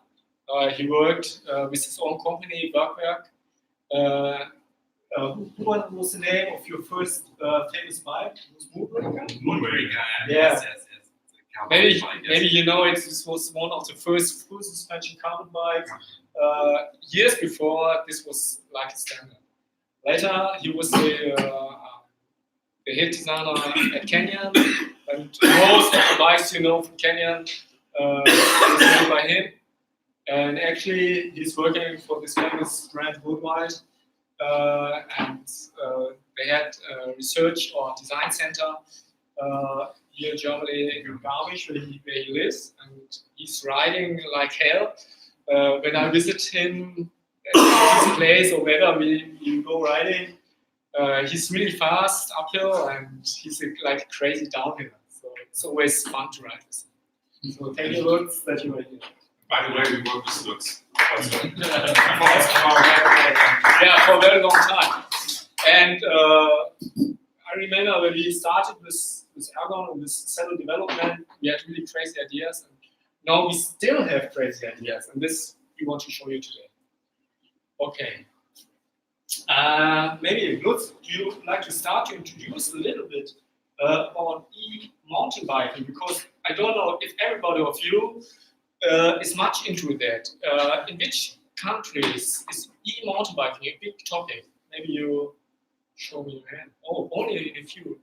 Which countries are these? Like Czech, UK, Austria, and Switzerland. Yeah, what about Italy, Spain? Is it France? Little bit? Is it growing now? It's growing. Okay. Good, but maybe Lutz, Yes, maybe explain something about e-mountain biking and why this is like really a game changer. Yes. Hello, welcome everybody.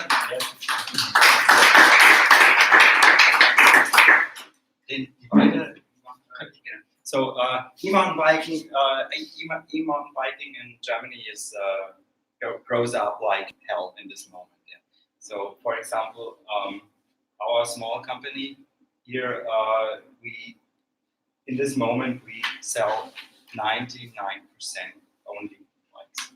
The because we are a very high-end brand which are focused on for a long time for e-bike riding, because when we start with the e-bikes we said e-bike is not only for old people, e-bike is a kind of new sport for us, so we can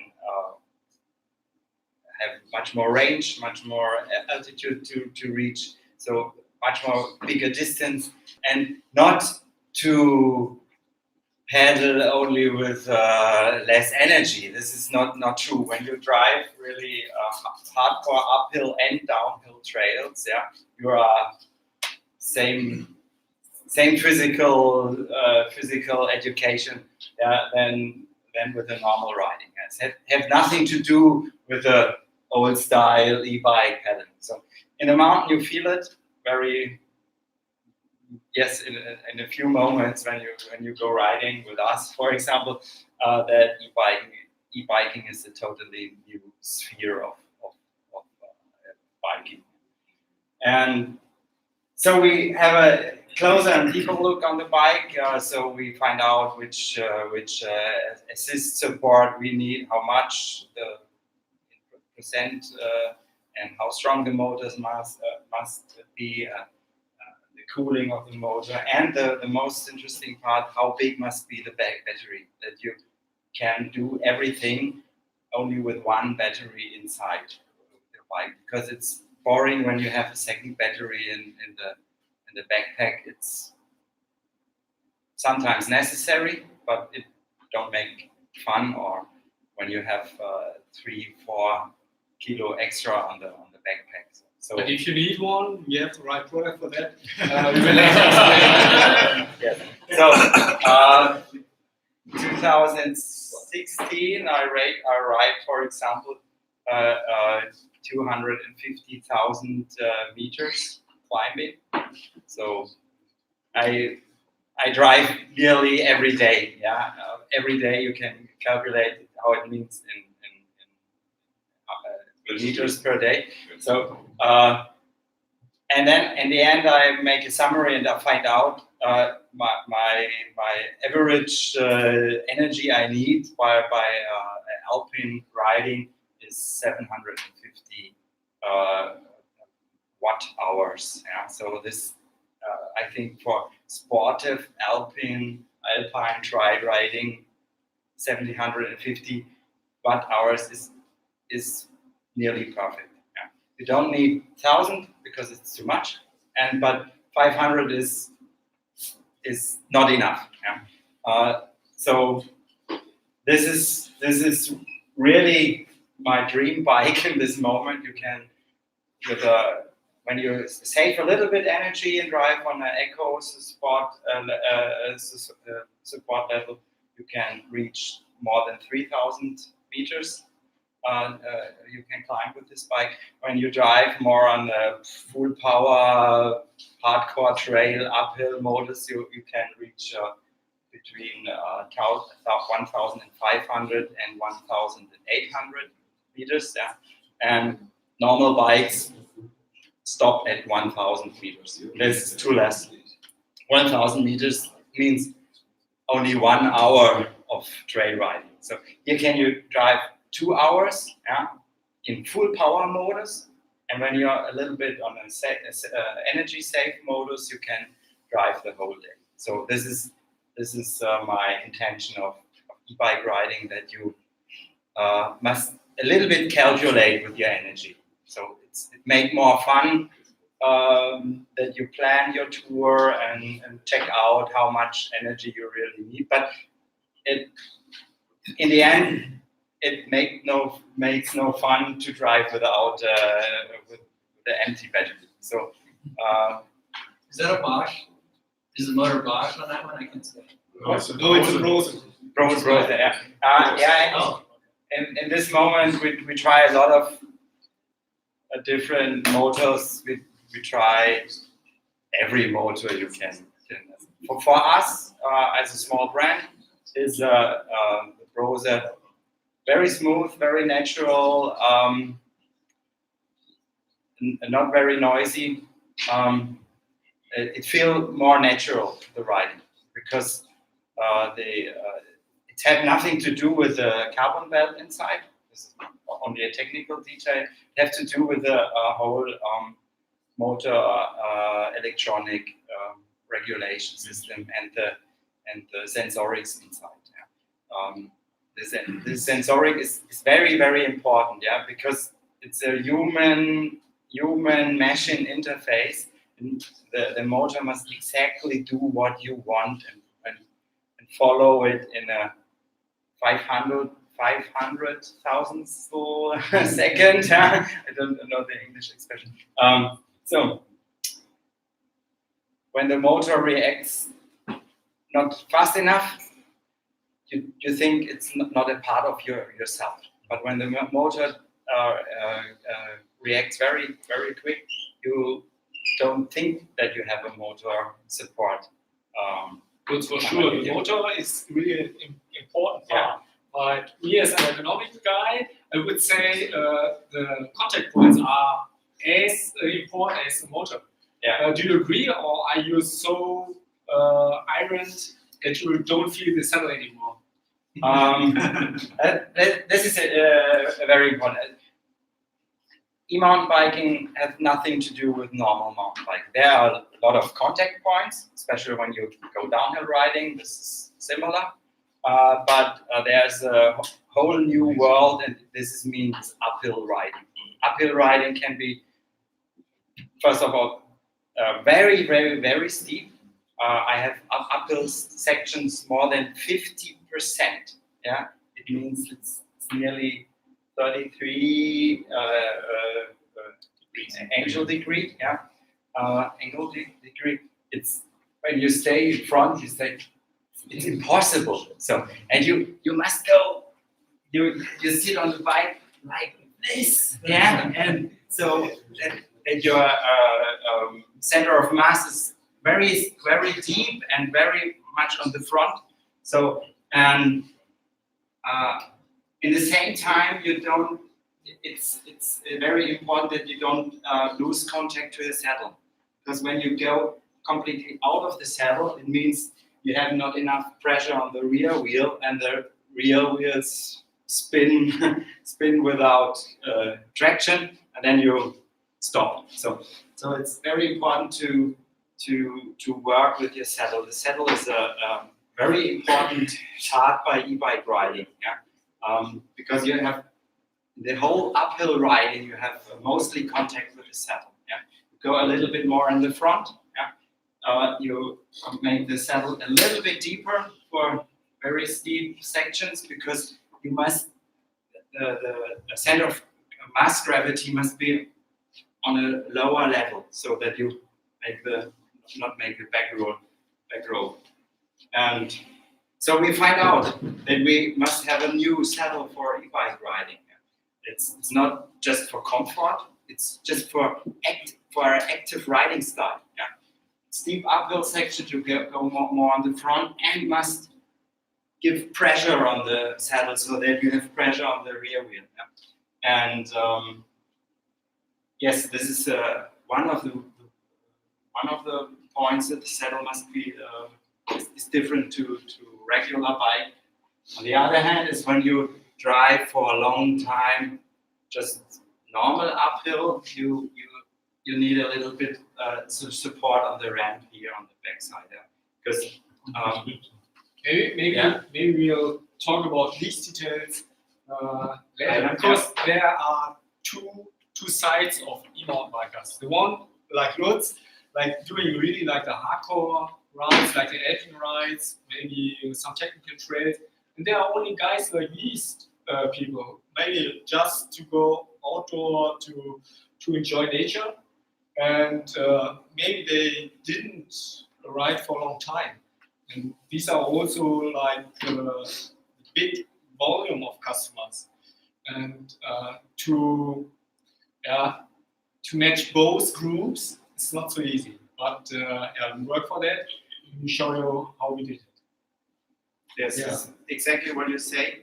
E-bike riding means same as mountain biking. You have from downhill up to race cross country. You have the whole spectrum.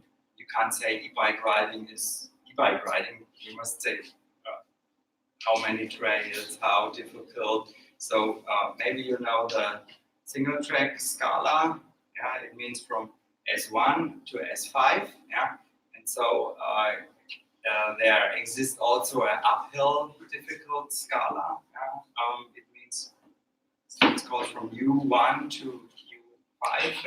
Same style and The standard is that categories. Yes. Some guys categorize. Yeah. So you know how difficult the trail is in uphill and downhill riding. So it's yes, we have a very fast growing up e-mountain bike riding scene in the Alps. Yeah. Maybe you know that this year we have the UCI World Championships in e-mountain biking, first time. And but also we have other people, maybe they're starting with mountain biking or they didn't ride for a long time, but now they're getting fun again and they stay for a long time in the saddle. And this is why they need a comfortable saddle. And we show you how we did it. And this is like Lutz said, if this is like an uphill, really steep and with loose ground, you have really a problem with traction. If you stand up and try to push harder, then it's really a problem to hold the traction.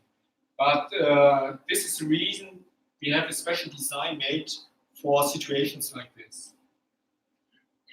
Yeah, this is what Lutz already mentioned. If you go for more trial sections, you need for sure good riding skills on the one side, and what you always need is good control. You get it with the saddle. Yeah. The contact point of the saddle is really the key. Yeah. It's not because we developed saddle. It's really the truth. Yeah. The saddle goes much more back in the focus because think about motocross riding. Yeah. It's very important to drive to variate your saddle position. You go more in the front or more in the back, and you must always have contact to the saddle by riding and by leg contact. Yeah, so both kind of contacts. And in the end, yes, it's not easy to find the perfect balance between all these parts. Some years ago, trail like this was not rideable, but actually with the e-mountain bikes, yeah, you can do it if you have the courage and yeah, also you need the skills. Paddle flipping, for example, is something which is really most dangerous thing by steep uphill riding. It's not necessary anymore, right? Because you have the power because of the. Yes, I mean, when you have contact with the crank arms on the hillside of the mountain, and then you can have it's can be very dangerous that you fall off on the valley side. So we have here, for example, more higher BB and shorter crank. Yeah. So we find out that the very shortest cranks, for example, just for your imagination, is 140 millimeters. Yeah. For very, very, very technical riding, and when you go only steep rocks and in no fail area, and a friend of mine is the CEO from Bosch, Klaus Fleischer. His favorite length is 155. Yeah? And my favorite length for overall riding is 160. Just to give you a little impression how we check out every detail. Yeah? So shorter cranks means not that you have less power with your leg, because you compensate it with faster rotation. Yeah? In the end, means power is torque, and rotation gives in the end the power. So so it's interesting that you. It's also important that you have a good riding style, good pedaling style. It's a good pedal management also in technical situations. So it makes really a lot of fun to drive with the bikes in a sportive way. So maybe I can add this issue. When we designed this kind of saddle, we were thinking about a big topic which is really important for everybody of us. Most of us will have back pain by time to time, and lifetime span, it's like 8% will have back pain at some time, and even 80. And if somebody brings it, maybe from long sitting in the office to his sport, it doesn't help you if you have back pain and the bike does not support you or helps you. This was one issue I will come later to. Okay. Back. And this is another issue. We have a lot of impact from the ground, a lot of vibration, and not everybody has like a high-end suspension bike like this bike, and even the mass customer will sometimes use a hardtail or still use a hardtail. And then, okay, what should he do? Should he use like a flexible or suspended seat post? But if he has a dropper post inside the frame, you can't use it. And this was also a question we had in the development phase. Yeah, and we found material we already use for another saddle. I think most of you know the ST saddle with the core element. Who knows not? Everybody knows it better. Okay, but Andreas will do like a short explanation about the core material and what are the effects. The idea how to create a setup for EMTB was clear. What the problem was is the particular size that we had from the ST core. It's really huge, and how to create a small padding. So if you see the ball sizes of the FTS core, it's really huge, and to create a sporty saddle with a damping between the two shells. We have a bottleneck here in the edges. How create a sporty saddle with a small nose, and how we make it possible to have a slim design. This was also a very important issue from design point of view. What kind of design will the mountain biker accept? And for sure, it has to be sporty look and slim design. And this was really the problem Andreas explaining. Slimmer, it's slimmer and it's lighter. If you compare both settings, what's it doing? So the SD core comparing to the new ones. It's about the ball thickness, because one ball, the old one has 4 millimeter, and the ball thickness is even lower than 4 millimeter. So how to get it into, that's why. Is it still twin channel or it is? It's still treasure.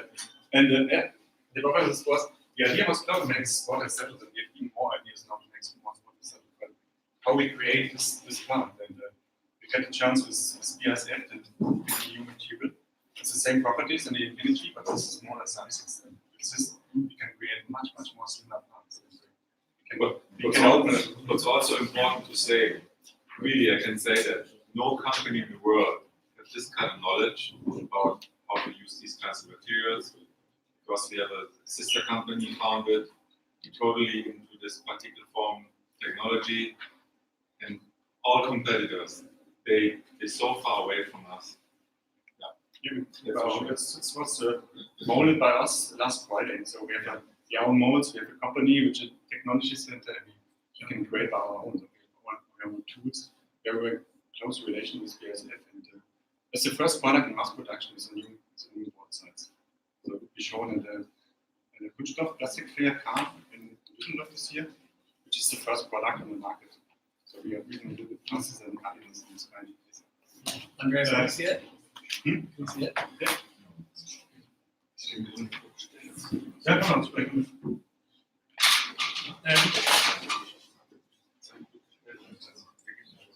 Ja, so noch die Links angehen auf die Sitzposition.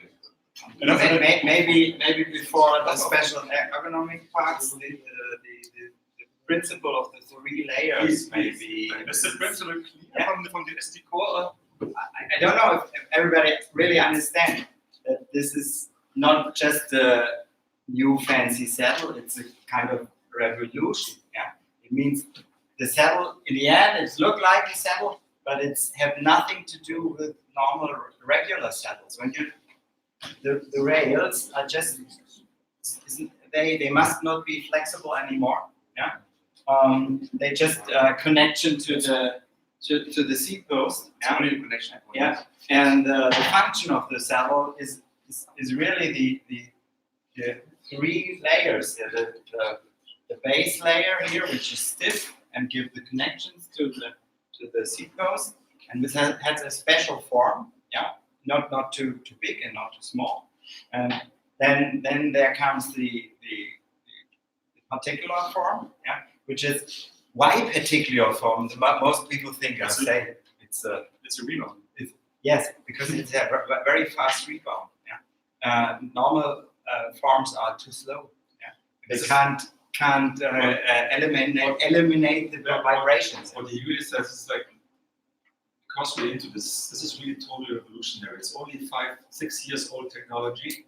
What they have done, BASF for dampening for running shoes, it's on a totally different level.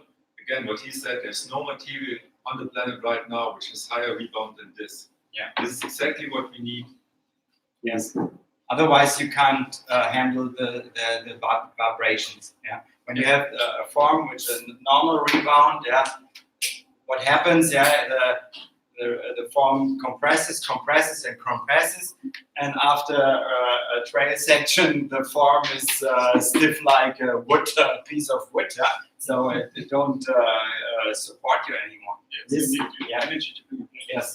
And it's also that allowed your body movement to find the right way, and even it's supported to move back. If the material is too slow or if the rebound is too fast, to falling your hips are not supported enough. You can explain it. Yeah. But let me talk about the cut now. Yeah. Probably we had it's a different story than the SD core that we showed 2 years ago. It's you have the shell and the concept, and you are sitting more in an upper position.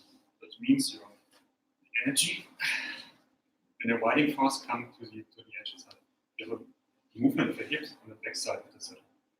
As more spot if you sit in the front, more you get the movement in these regions. And if the shell is closed, you have no movements here. And that we find out with our prototypes. Movements, he means like because you're pedaling, your hip is totally rotating all the time, back and forth, back and forth, back and That forth. means if your legs are moving and your hips are moving, you need more flexibility. The dog can reach us without all the time. So we start with the idea to open the shell. It means we have the same concept with the sandwich before the two shells, but we allowed the body movements on the left and right side, so you can separate movement from left and right. But we have still the support of the double shell. And the difference between double shell and the mono shell is a big difference. You can see. I remember when you wrote the saddle first and you were a very critical person, you were blown away. Yes. We did some prototypes and we said, okay, let's remove the upper shell. We do only this one. That's Big difference. Yeah. So the 3-layer concept is really fantastic, yeah, because you can now adjust the saddle exactly on this point you need. Yeah? That is the vibration, the 3D movement, and the kind of contact ergonomics to your body with the shell. There's a lot of technology inside. And the last layer is the padding. Yeah. The idea is the downshell, the shape is very, very thin, very narrow, and it's rounded. So I get a Cardanic movement. I get a movement for hips. And if the particle shell and the between which allows it gives us a support, and the top shell. The top shell is also super soft because it's not rigid, it's not hard. Because it wants to support you and to allow it. I show you it here. The problem is that if you have a very stiff shell and put padding on top, it's very limited comfort. That's just explain to you the concept. This is why we have the second shell also, because we have a very soft shell where we can put the final padding on. So yeah, and you can remove the. Otherwise, if you block it with too much rigid shell, you have not the benefit of the materials. There's another advantage in the development phase was that we can draw it by the team, the CAD files, and we can make some prints and also some CNC machining parts, so that we can really test the prototypes in an early stage. that's what I said before. Constantly testing these products. Yeah, we have everything in house. So we can print the shells and we have the milling machine for us to test the different shapes.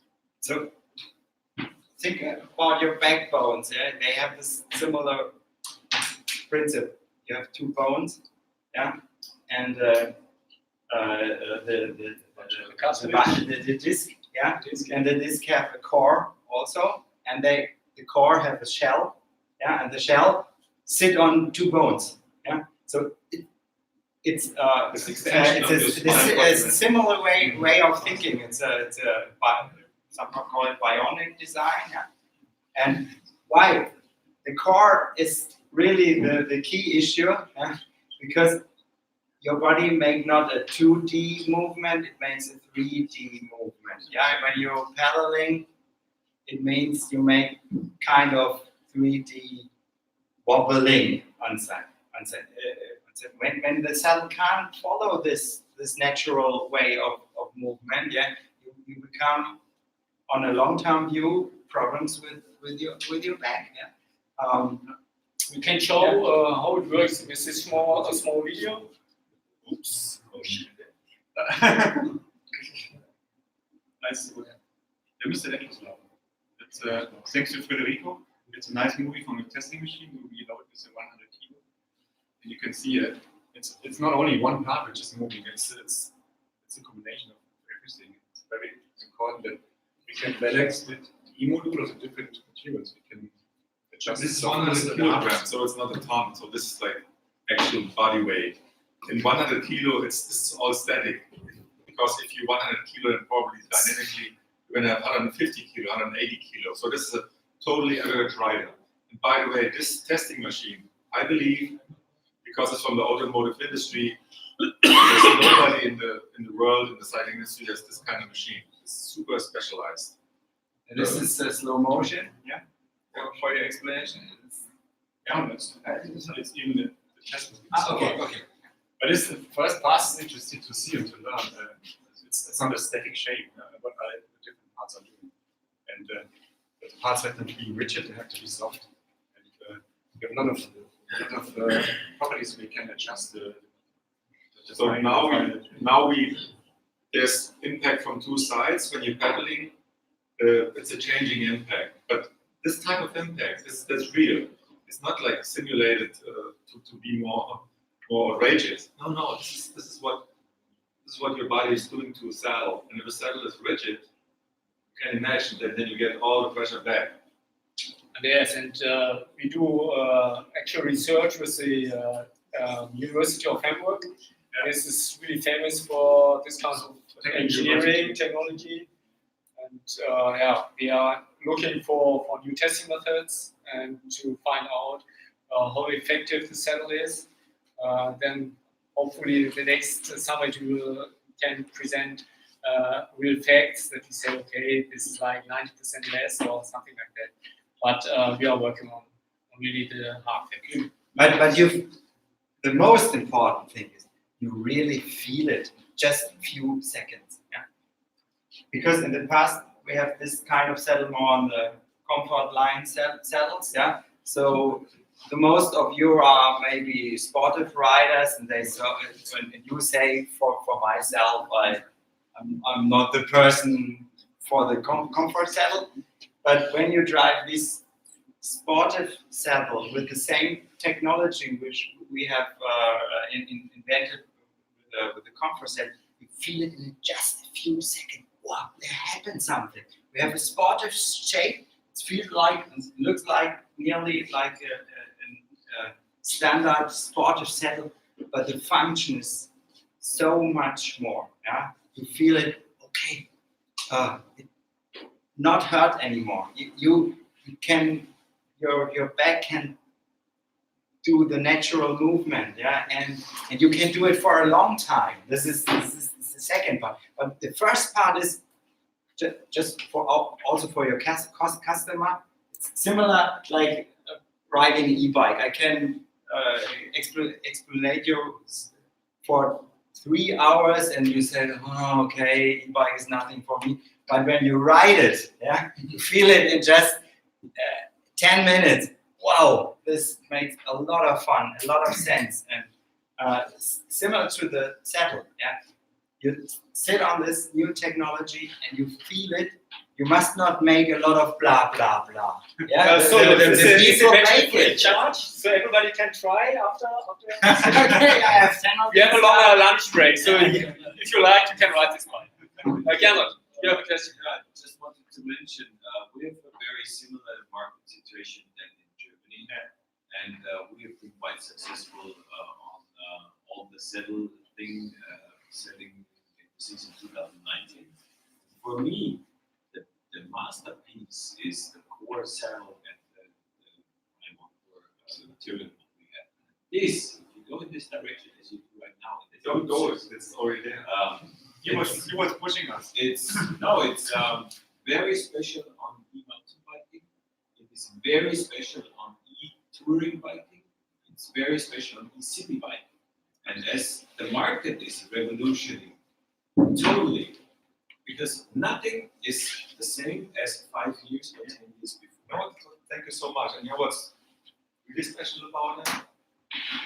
We are the only one who have this technology. That's We have 5 different patents leading this technology. Honestly, everybody is so far away because to manufacturers, to develop that product, it's so difficult.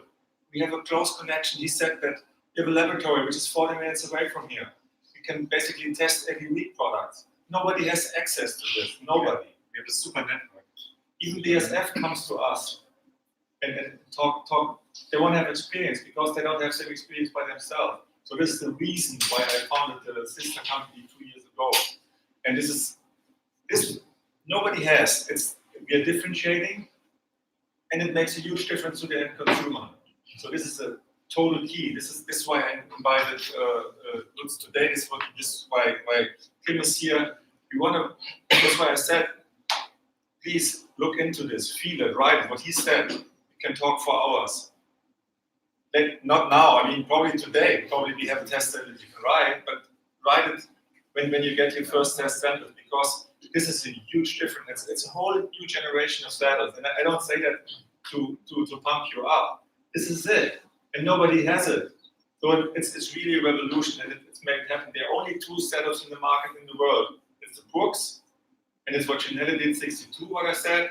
And until today, everybody else is following the one shell technology from the introduction 962 from Chinelli. And he really made a difference. And what I know this guy for almost 20 years. I never saw him so pumped up when he came. Everybody of us were surprised how positively shocked he was. He couldn't even stop talking. This is why, no, honestly. But Frank, what I wanted to say is, I'm not unhappy to have this white shell in the back, because then you see, Absolutely. this is Ergon. Exactly. This is This is Ergon. why. This is the core principle. Yes. And this is a master USP what we have on those products. And I remember 2 years ago, okay, and we knew it, but everybody was telling it, and that's why we only had the white ball. I was saying, oh, can we do the white ball? Obvious.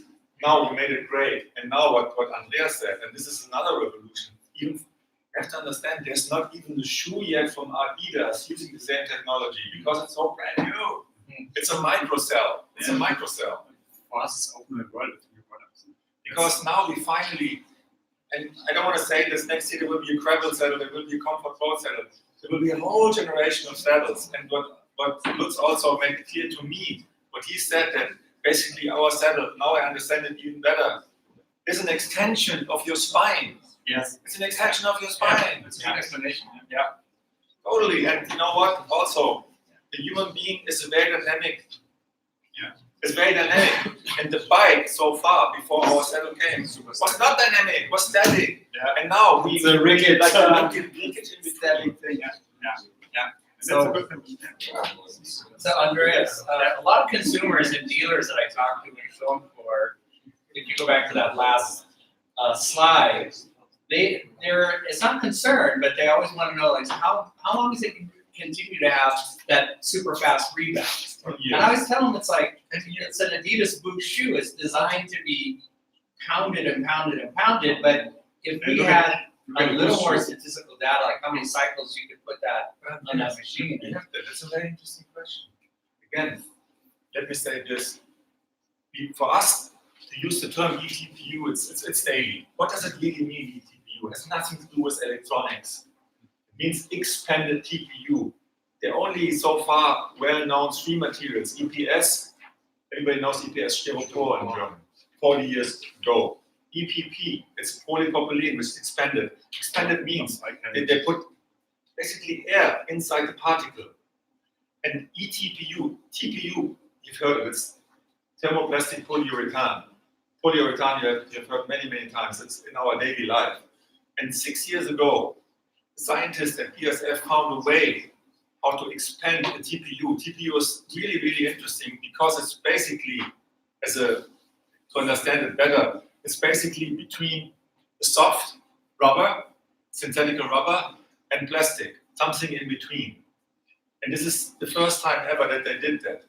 And again, the technology, the rebound, there's nothing compared. And we have one cell, but it's not only one cell. The cell comes together with other cells. So it's kind of like baked in the form. And we have Lada, and Henley did it. I think that after 100,000 cycles, I think that we still have 89% of the height. So it's really, okay, I'm super heavy. I started running a couple of years ago. I never used Adidas shoes before because I didn't believe in them. I used Asics, whatever, Saucony. This shoe is perfect. And everybody was good. Again, it's not about the boost, it's about this kind of technology. We have a closed cell. Air is closed cell inside of this particle. And again, probably before the saddle doesn't rebound, the bike is gone. It's because it's lasting so long. Lifetime is not critical because you have a super surface. If you look at the running shoes, you always touch the running shoe in the same point. Always in the same point with your whole body weight. But here you have a big surface. Look at the shape. super huge, and you have your body weight on the big surface. I think that There's the no cover will standard like the cover will be off. Probably it's super long, so Yeah. don't wear it. It's like because it's all. That's a question people ask. It's an interesting question. Before this starts, That's an interesting question. Yeah, it's like so. Yeah, there's another. Well, there was another issue about. Okay, we want to have some absorption of the vibration, some suspension effects, but how much? And this was really a difficult question. Even if you see this situation, you're riding uphill, and if you have a suspended saddle, with maybe some soft cushioning, okay, you compress it too much, and you don't have the support to ride properly uphill. And for e-mountain biking, it's more important, or most people ride in the saddle. This is what Lutz explained before, because you need the traction, and sometimes people will not have the skills to do like standing pedaling in a steep or difficult section. Kevin, may I say that? I think that's what I learned. It's not only about steep, because you have an assistant engine. The engine is producing the torque. So what you need is basically a very smooth, balanced pedaling. So if you go up, you can basically get in trouble with the torque from the engine. So it's a completely different story. If you have no engine, it makes total sense to get up because you produce more torque. You don't need to produce more torque. More torque basically interfere with the engine. That's why naturally you sit. Even if people don't tell you, sit, you will do it automatically because you will feel when you sit and pedaling smoothly, then the torque, assisted torque, is coming smoothly. So this is why on a very early stage, people, even like guys who have no clue about, there was one guy, the owner of HS Bike Discount, he said, I love it, but one thing I have to say, I don't get up anymore. I sit all the time. I only use my seat post, proper seat post. And he didn't know the physics behind it, but the physics behind it is because you do not want to interfere with the engine. This is also why, besides when it's going steep and the traction, this is also why you sit in the saddle. And when you sit in the saddle more, what you said before, you have more pressure on your lower back and so forth and so forth. Yeah, and give a constant pressure on the saddle, smooth pressure. Not, it helps you not that when you react too much on the saddle. This is the contact between the bike and the human and the bike is the saddle. Yeah? And so this contact point must be so smooth as possible. And this is for e-mountain bike riding. It's really essential. Yeah? So everybody who knows who rides e-bike on a little bit more higher level feel it. Yeah? But it don't stay in controversy with the standard comfort aspects. So this is on top. Yeah, for me is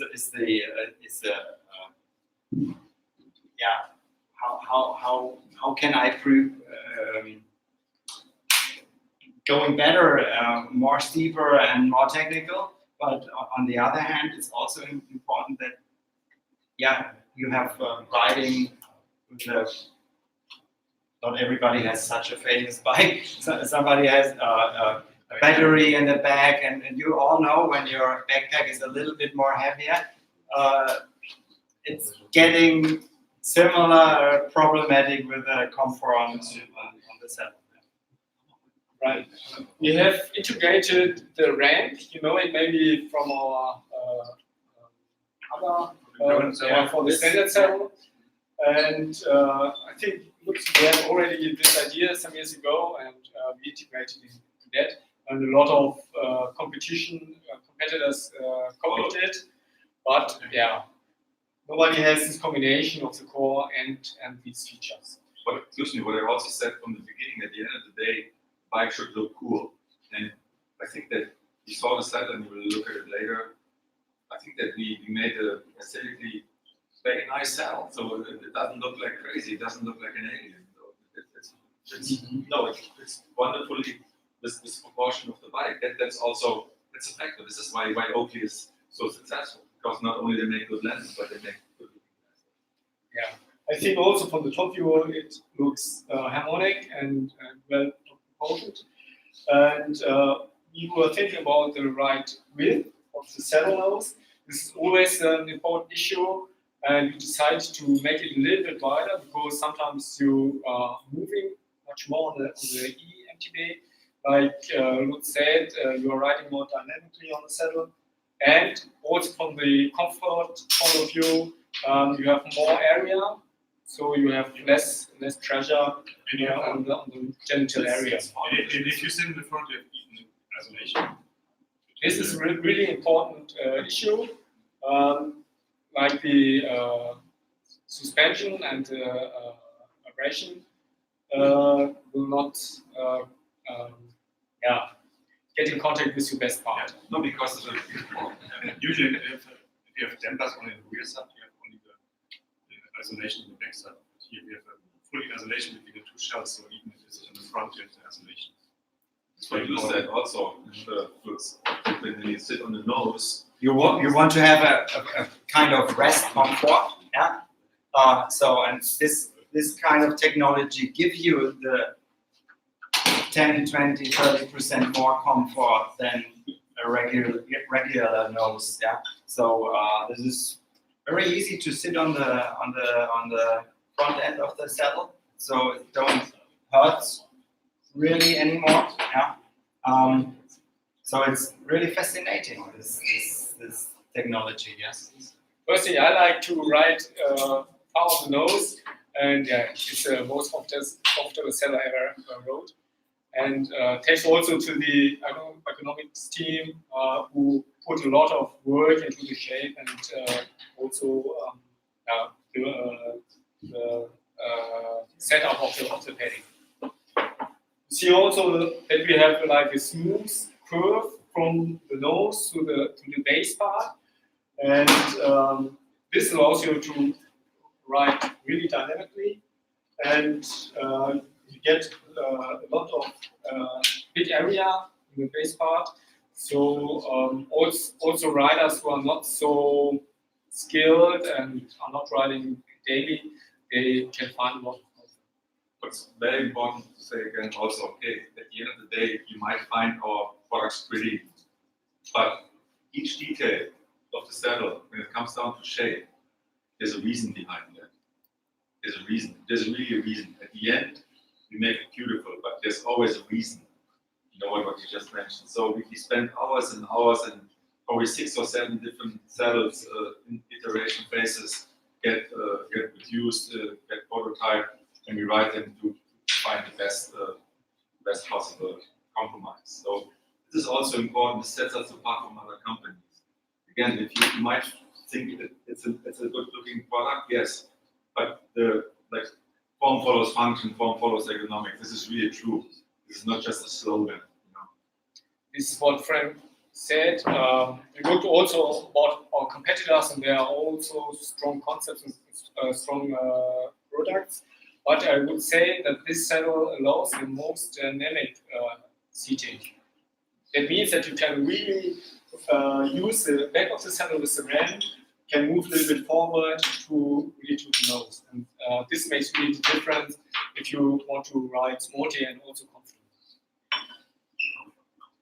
Yeah, that's Shows also the length that you can sit really in the rear and you can move far to the front. This is what also looks okay. It's always cool because it's an extreme rider in a sense, but you need to come from the extreme. You know, he's also he's an avid motorcyclist, and you have to work with your body weight all the time. And the cool thing is, you don't think about it as a human being. You just do it. You just do it like a dog, like a cat, you know. But the saddle does it all with you, you know. There's nothing in the way. It's like it's a natural extension of your body. What he said about the engine, it makes total sense. Because the engine needs to be so fine-tuned sensor-wise that it feels like an extension. You need to forget about the assistant. And here you forget about the saddle, because the saddle is doing whatever you want to do on the bike because it makes sense for you. Yeah. It's a really important functional part. Okay, this we integrated also the concept of men and women, cutout and shape, thanks to Janina here. And we did also a lot of tests with, I think we have a test pool with a few hundred riders, also a lot of normal people who are riding, because it's always crucial if only experts or developers are testing. And also Antonio, he worked a lot on building up his test panel. Yeah, we test really with hundreds of people. Something important to say about the sizes. No? Maybe the next slide comes about the sizes. Sizes will come at the end. Okay. Again.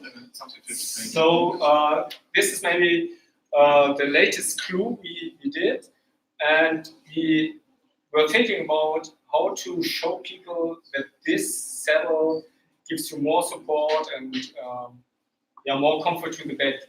And there's like a federation who cares about the back health, and it's it's an association of German back schools, some scientists, some researchers, and they want to promote the healthy back.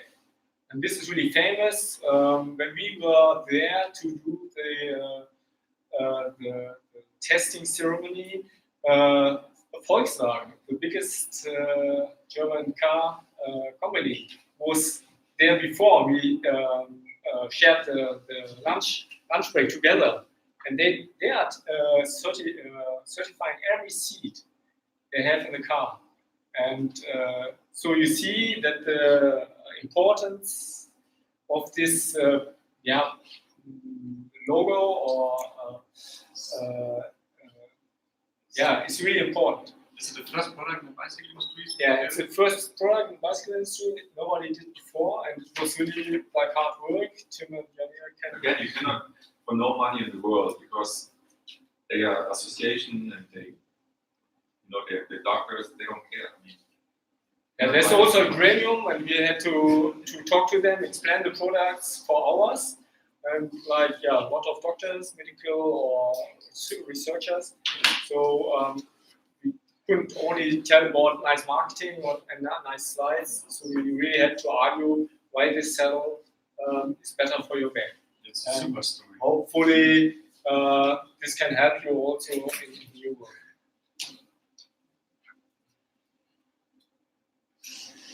Okay, so we are coming to the end for this product, but there's something important to say about the the sizes. sizes. We don't do only the size, we make a bigger padding in the top. So the two sizes have complete two setups. They have two different cores. We have a smaller core and a bigger core, and the two different sizes of the downshells. So we introduced also sizes a couple of years ago. We introduced this gender. And by the way, everything gender specific is based on what of our past work. But this is super important because this has to do with investment. Okay. If you know a little bit something about saddles, the shell is always the most important part because it's the most expensive part, and then they try to make sizes on one shell. If you have this twin shell saddle, it's way more complicated than that. And because we insisted to have the best possible result, again, what he said is we opened two molds for the core. And the core mold is pretty expensive. I would say one mold go like 30,000 to 40,000, something like that. But we insisted to have two sizes. We decided. Otherwise, you have a bigger saddle and they have a heavy rider, and they are sitting on a small base. It's too much flexible. So we decided, okay, we make a setup that the bigger saddle and the smaller saddle have the same setup. Understand? So it's like no matter if you're a bigger rider, smaller rider, you're gonna get the same benefits of the saddle. We didn't take shortcuts. We could have, but we insisted not. So we decided to spend the money in the molds, but I think it's the right way. Absolutely. So that's why I said, I'm convinced that the consumer will appreciate it. Scale idea. Yeah. So, bigger person needs bigger scaled parts and smaller. geometry is on the bike. You want But it's again, it's a little bit more complicated. And so it's just it's more complicated. A normal saddle to size up is a little bit different because there's a lot of calculation behind this. You need to calculate. You need to calculate the weight. You need to calculate the movement. And we can control now. We have the testing machine and that. That's very easy. sizes if they have the same, both sizes are the same properties. Yeah, Thanks to Frederick. there's one issue with the pricing. It's about 150 euro or dollar, and some people, customers will say, "Oh, this is really expensive for an online seller." For sure, you can buy for the half money, but on the other side, if you want to have the same comfort, maybe you need like a suspended seat post, and this will cost maybe 100 euro extra or more, like our flex seat post. And if you compare it then as a package, it's much better. That's a good thing, but you won't have the comfort anyways, because this is like, there's still a huge difference between have a suspended bike, have a big tire, or have a suspended seat post, or have it directly at your butt. Yeah, and you don't change your you don't change the sitting position too much. Yeah, sometimes you're working really like for every millimeter, and then you mount a seat post who's suspended, has suspension, and you lose like 3 centimeters on saddle height. Pricing It makes no sense. The pricing has to do with like the ingredients and the technology, and I think that we're all happy to sell expensive products. I think our job is, and this is why we take this today more extensively. That's what I said before. We need to bring the momentum and the knowledge that we have to you, that you can explain to your sales guys and so forth and so forth. Because come on, when Nike introduced the first running shoe, it was a different world. It was a different technology. You know?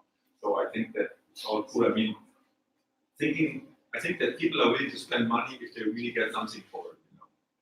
And this makes a huge difference. So I think that the price is there. That you can argue about the price because there's technology involved. It makes sense. Exactly. No, there's much. saddles that are $400. Exactly. Or maybe you can argue it in another way. In the past, we spent a lot of money in suspension parts and here and there, and the performance are not. You spend a lot of money, but the performance getting less and less. So it's much more intelligent to. You can use a more standard damper because all dampers nowadays are on a high level. So you can't say it exists bad dampers. When you have a fork suspension, for example, then the cheapest and the most expensive damper, they are very close together. Yeah. But this is what we find out by e-mountain bike riding. Yeah, that the saddle part is a very, very important thing because you work with the saddle. For example, this is a world record in drop-out post. Yeah, here you see a 44 centimeter frame. Yeah, and I can move the saddle here 220 millimeters up and down. Yeah, and in the first time you say it's stupid, you don't need it. But when you have this, yeah, then you check it, how important it is that you have in every situation the maximum of control. Yeah. So when you go very, very, very technical steep downhill, the saddle is away. Yeah. So you have no problem. Yeah? And on the other hand, you have the maximum seat position. I have longer legs, so I need this range. And the second thing is by e-bike riding, you use a lot of positions in between by riding. Yeah. So when it's very steep, you have this position, for example, like this. Middle steep, you have it this. Like transition riding, you have it on the maximum.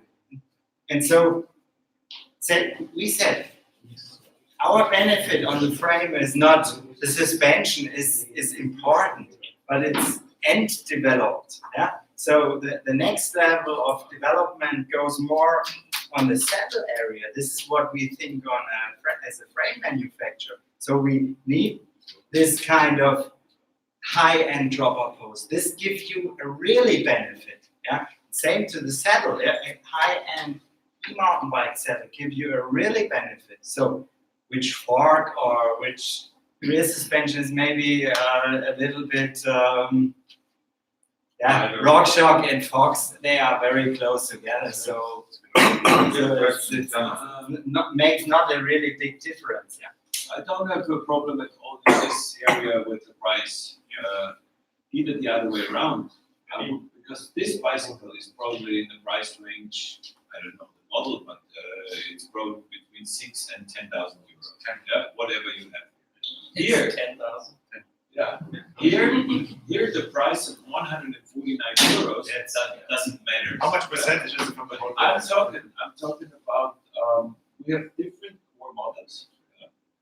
And actually in trekking and city area, the most bought bicycles, even e-bikes, talking about price range 3,000, 3,500, maximum 4,000. So I would rather see prices here lowering a little bit, let's say 139 euros, 149 for the normal core price and core models, and 100, even up to 169 here on the mountain biking. Because if you take it in relation to the bicycles where it is used, The problem is it's much more comfortable. The bikes are bigger than the saddles. No, but it's an interesting thought because we know all that both guys spending more money for saddles than mountain bikers. That's really good insight.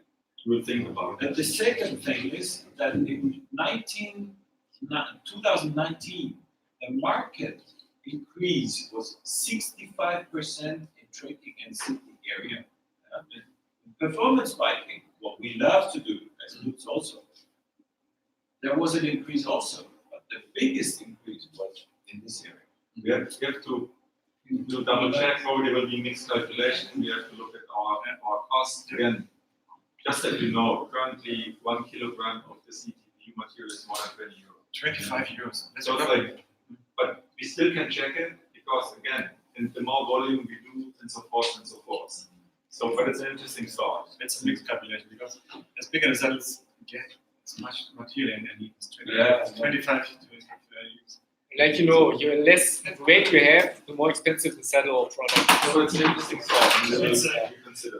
This is a very The size good. difference between the EMTB and the city show now, it's a double price. And the consumers don't want to spend the money.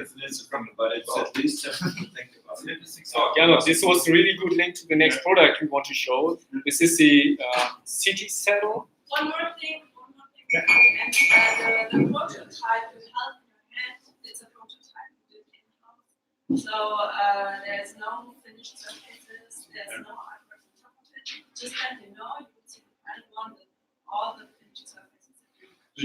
But the core is done. This is mass production core. Yeah, without the Okay, and And you this want one to is show also- it everybody? The padding is also not remote. It's only done, but the shells are prototypes. Maybe you must have the relationship when you have an expensive bike frame suspension part and you have shit tires on it. It helps you nothing. So here you have the best tires, yeah, and this is the back, the front end. This is the back end, yeah. So also, what helps you the best suspension, the best carbon frame when you have poor ergonomic contact points. It helps you also nothing. So tire, frame, contact points, all parts are important. Yeah, and so to save money there is also a stupid idea to similar when you want to save money on the tires. Yeah. So And this will be very valuable content, what we said before, that we educate the market, that we talk about in our market. Like this kind of philosophy. So thanks, Lutz. This was a good summary at the end. And if there are more questions, we will be here all day. You can get back to us. And now we will. Should we make like a 2-minute break, No. Tim, or Wait, should we? We have more presentation, you have lunch now. No, we have another presentation of the city center, SC Core. SC Core. Okay, Let's so continue. Janina, Yeah. will explain also some.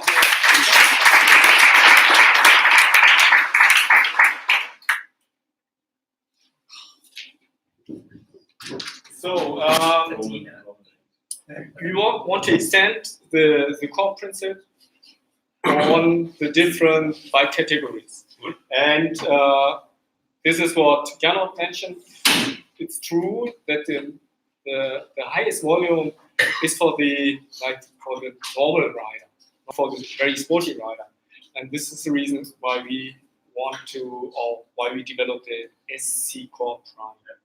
You see also a prototype. We printed or built some shape for the design, ergonomics, and yeah, it's always a lot of work and a lot of testing. And we will explain how we did it. You see a photo of the top view of the saddle, and you see also the characteristics. It has like a bigger look of the city saddle. The width is 210, and so we have a big area, and we'll have also different sizes. Is this a new style? Yes, yeah, this is a brand new. okay. It looks a little bit similar to the ST, but it has bigger volume, it has more width, bigger width. Exactly the bike that he was talking about. And it's specified for more upright position, nearly to horizontal to vertical upper body, so that can really ride in a relaxed way, like on a cruiser or. In general, the question: are these saddles offering the topic insert? Not yet, right? What was the question? For the tire deck, right? Topic insert, for quick clip.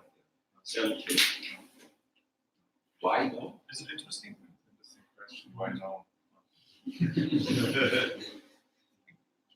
it really used? That people use it? Yes. To be honest, where is space on a mountain bike? E-mountain bike. You know what? The problem with an e-mountain bike is This is not for e-mountain bike. This is. I'm not. this is city. No, we can talk about this later. But I think that. Du hast ja gar keinen Platz für den jetzt. Yeah, I think that. Yeah, you that's can right. also It's that openly riding it much back in the way. I don't know. We can talk about this later. Wir haben uns da extra gegen entschieden, mit dem We can talk about this later. But from my example, I want to have the tire clearance, so we decided not to do it. Because if you have the truck goes down, you need the tire clearance, otherwise you touch with some tire on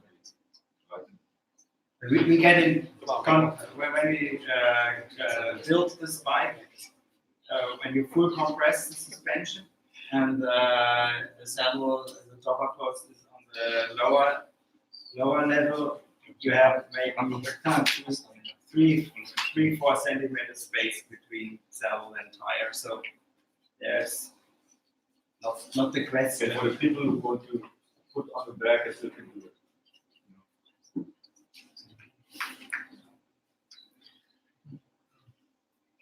But it's a completely different story. This is a typical e-bike, is something called Tiefeinsteiger, how is it in English? No entrance. It's a No entrance bike. It's an art suspension bike for the cities often. Maybe there's an addition to the category where you can sell the saddle. It's not only for the no entrance bikes. It's also for a little bit more sporty trekking bikes. But the main position is upright or a little inclination towards the handlebar. I don't know, probably not in the States, but in like in Netherlands, in Austria, Switzerland, I don't know so much, but in Germany for sure. Yeah, Germany's big market. You have tons of people, and they decide how wide the saddle will be for them. If they really sit upright, they will have a little wider saddle, and it's not crazy wide, but it gives more surface. And in this market, the volume is really big because most of the bikes in this category will have an engine. So people getting aware that the bike will cost more, like Gernot said, 2,000 euro or more. And also the parts should be then premium and not only like standard ones. Especially this target group, they're looking for comfort. They're looking to live. Okay. And you see also, one day, you see the bigger volume of the saddle, so the design language shows the plus on comfort, and we have bigger height of the padding, also bigger height of the core, and there's special construction to make it stiff enough. You can explain.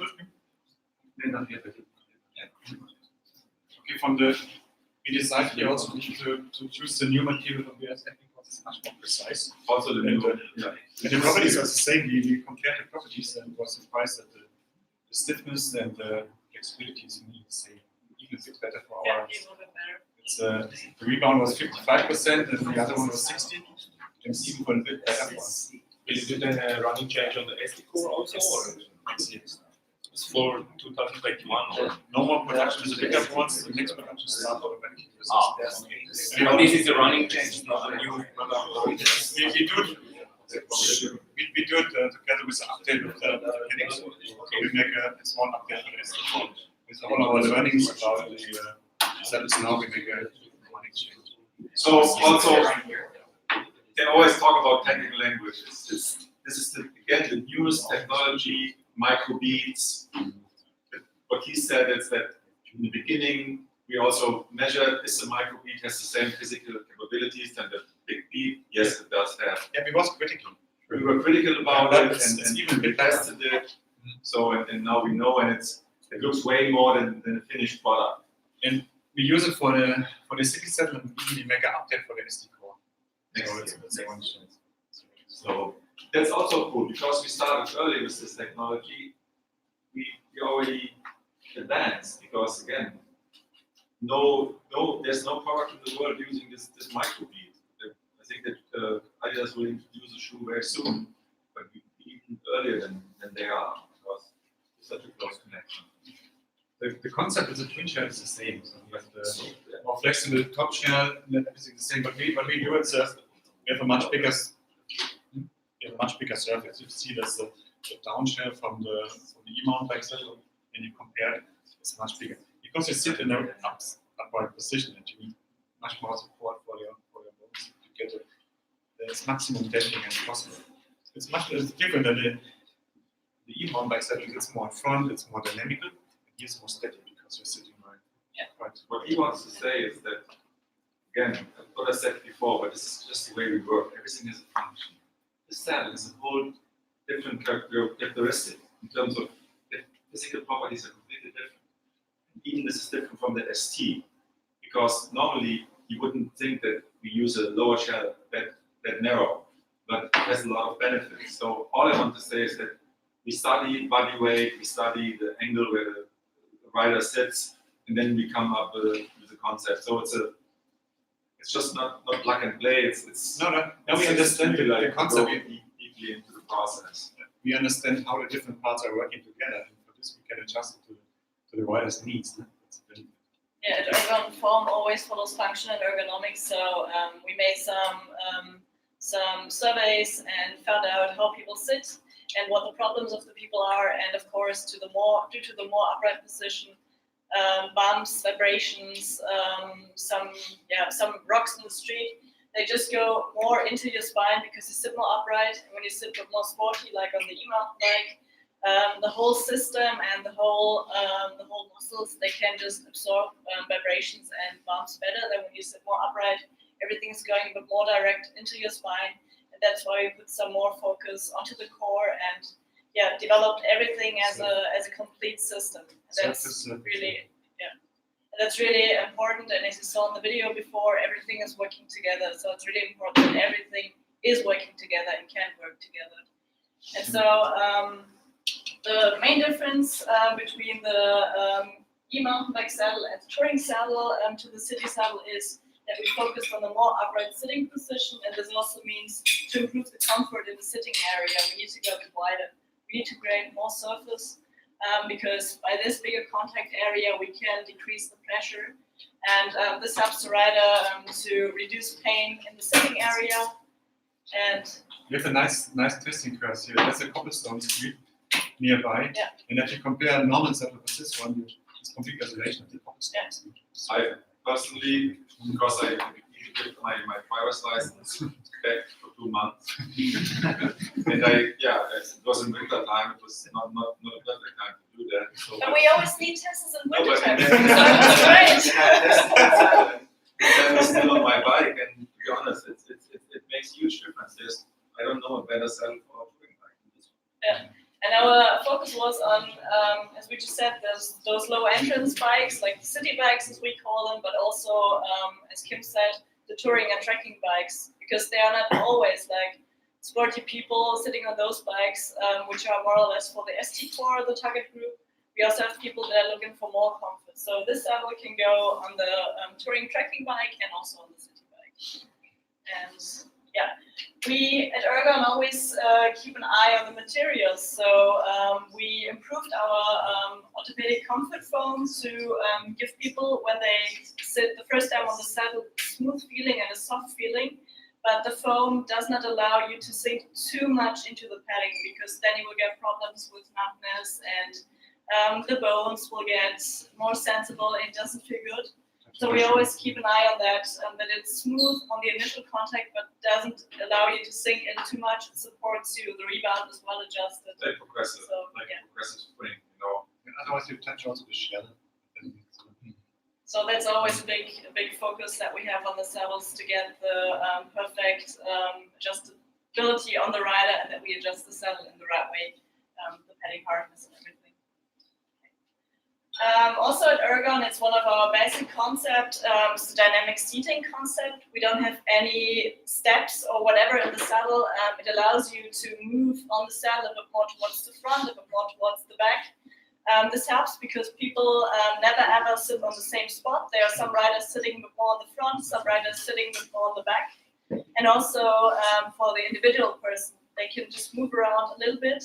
And this helps to just get another position, to relax your back a bit, to relax your butt a bit. So this is also a big principle at Ergon, that the saddle is created in a flat way, which helps you. You can say that because one of our competitors, they heavily promote the step saddle. Honestly, we just don't believe in this. Because, and I want my saddle to adapt to my riding style. I don't want to adapt to the saddle. I always keep my momentum. I always need to sit on top of that. And if I move too much forward, then I'm in the valley. No. We don't want to force people to sit only in this position on the saddle, because we know that everyone is individual and everyone has an individual sitting position. So that's one of our big aims that we are. Another issue is that these kind of people don't know how to adjust the bike properly. And the saddle allows you to sit on different spots, and not only in one perfect one. Maybe the developers want to. And for sure, after we introduced the gender-specific saddle line a couple of years ago with the women's saddles, also this saddle comes in two gender-specific principles. We have the men's saddle on the left-hand side, which focuses more on the pressure relief in the mid-rear area to relieve pressure on the perineum. And on the right-hand side, we have the women's saddle, which focuses more on the pressure relief in the mid-front area, where the genital area is located when women are sitting on the saddle. And that's really important because we want people to sit normally and in a physiologically correct way on the bike. And if the saddle is just creating too much pressure in the sensitive areas, you're gonna get out of the way of this pressure by just putting your pelvis in an unphysiological way. And this is not good for your spine. So we wanna make people sitting on the bike as they normally would do, to have a good pressure relief and to bring the pressure only on the structures that can deal with the pressure. And also, as Kim and Frank told you, we have the AGR certification and also the SC Core Prime get a certificate for being healthy to your back. And as I told you before this morning, it's about creating good damping for bumps and vibrations, but also about letting people position their pelvis healthy on the bike so that the spine is in the correct physiological position. That's like one of the big goals that we have with our saddles, and that's those principles that the AGR Association is also looking for. Super nice also for the point of sale. So especially for this type of consumer, because he's like, he knows that certification in Germany. He knows it from his, probably from his mattress. He knows it from different things. For this car. Yeah, and if you want to design for a second, it's a big deal. Let me talk about the sizes. It's the same story that was the EMTP setup, that we make two different setups. The bigger size have a bigger down shell and a bigger top shell, and the smaller size needs to get the same setups for both sizes. Yes, and as I said, the saddle is coming in two widths. According to the sit-bone width, we have the small medium and the medium large size. The small medium is coming in 190 millimeter width, and the bigger one is coming in a 205 millimeter width. And also the whole saddle changes in the dimensions, not only the padding or the top shell. As Andreas said, the whole concept is just adapted so that it all feels the same in both sizes. What we also should need to check is how much weight we can allow on the saddles. We need to check later also to see what is the maximum weight of the saddles in the category. It would be nice if you have 130 kilo or 140. I'm not sure at the beginning, so we need some tests, random tests, but sure more than the usual saddle. So understand like we cannot say right now it will be definitely in the general weight. 230 pounds. No, yes, that's for sure. We're going to cover, but there's a chance that we can cover even higher weight. This needs to be tested, because this can go, It's good for the American market. no, it's like also, no, it's like also, especially, that's cool thing about e-bikes, because Das haben alle geschrieben. unsporty hours, they want to improve. They don't need to chances. I have a question. Question about the color. At the beginning, when you come with a white color, everybody was complaining about the white color on the bike, and we still have 50% of our saddles set in the white color. No, it's only for my personal interest. What's the opinion in Switzerland, or what's the opinion in Netherlands? They want the color in gray, or is it even the white is an option? It's a problem in America for sure. It's not, I don't think it's a problem in Austria. The thing is, either I can see, wow, this is the Ergon saddle. This is the thing everyone was talking about. This is what I know from, I don't know, from the magazines or wherever. So if you can see that this is the saddle they are using, or if you write, behind the other one and see the one is using this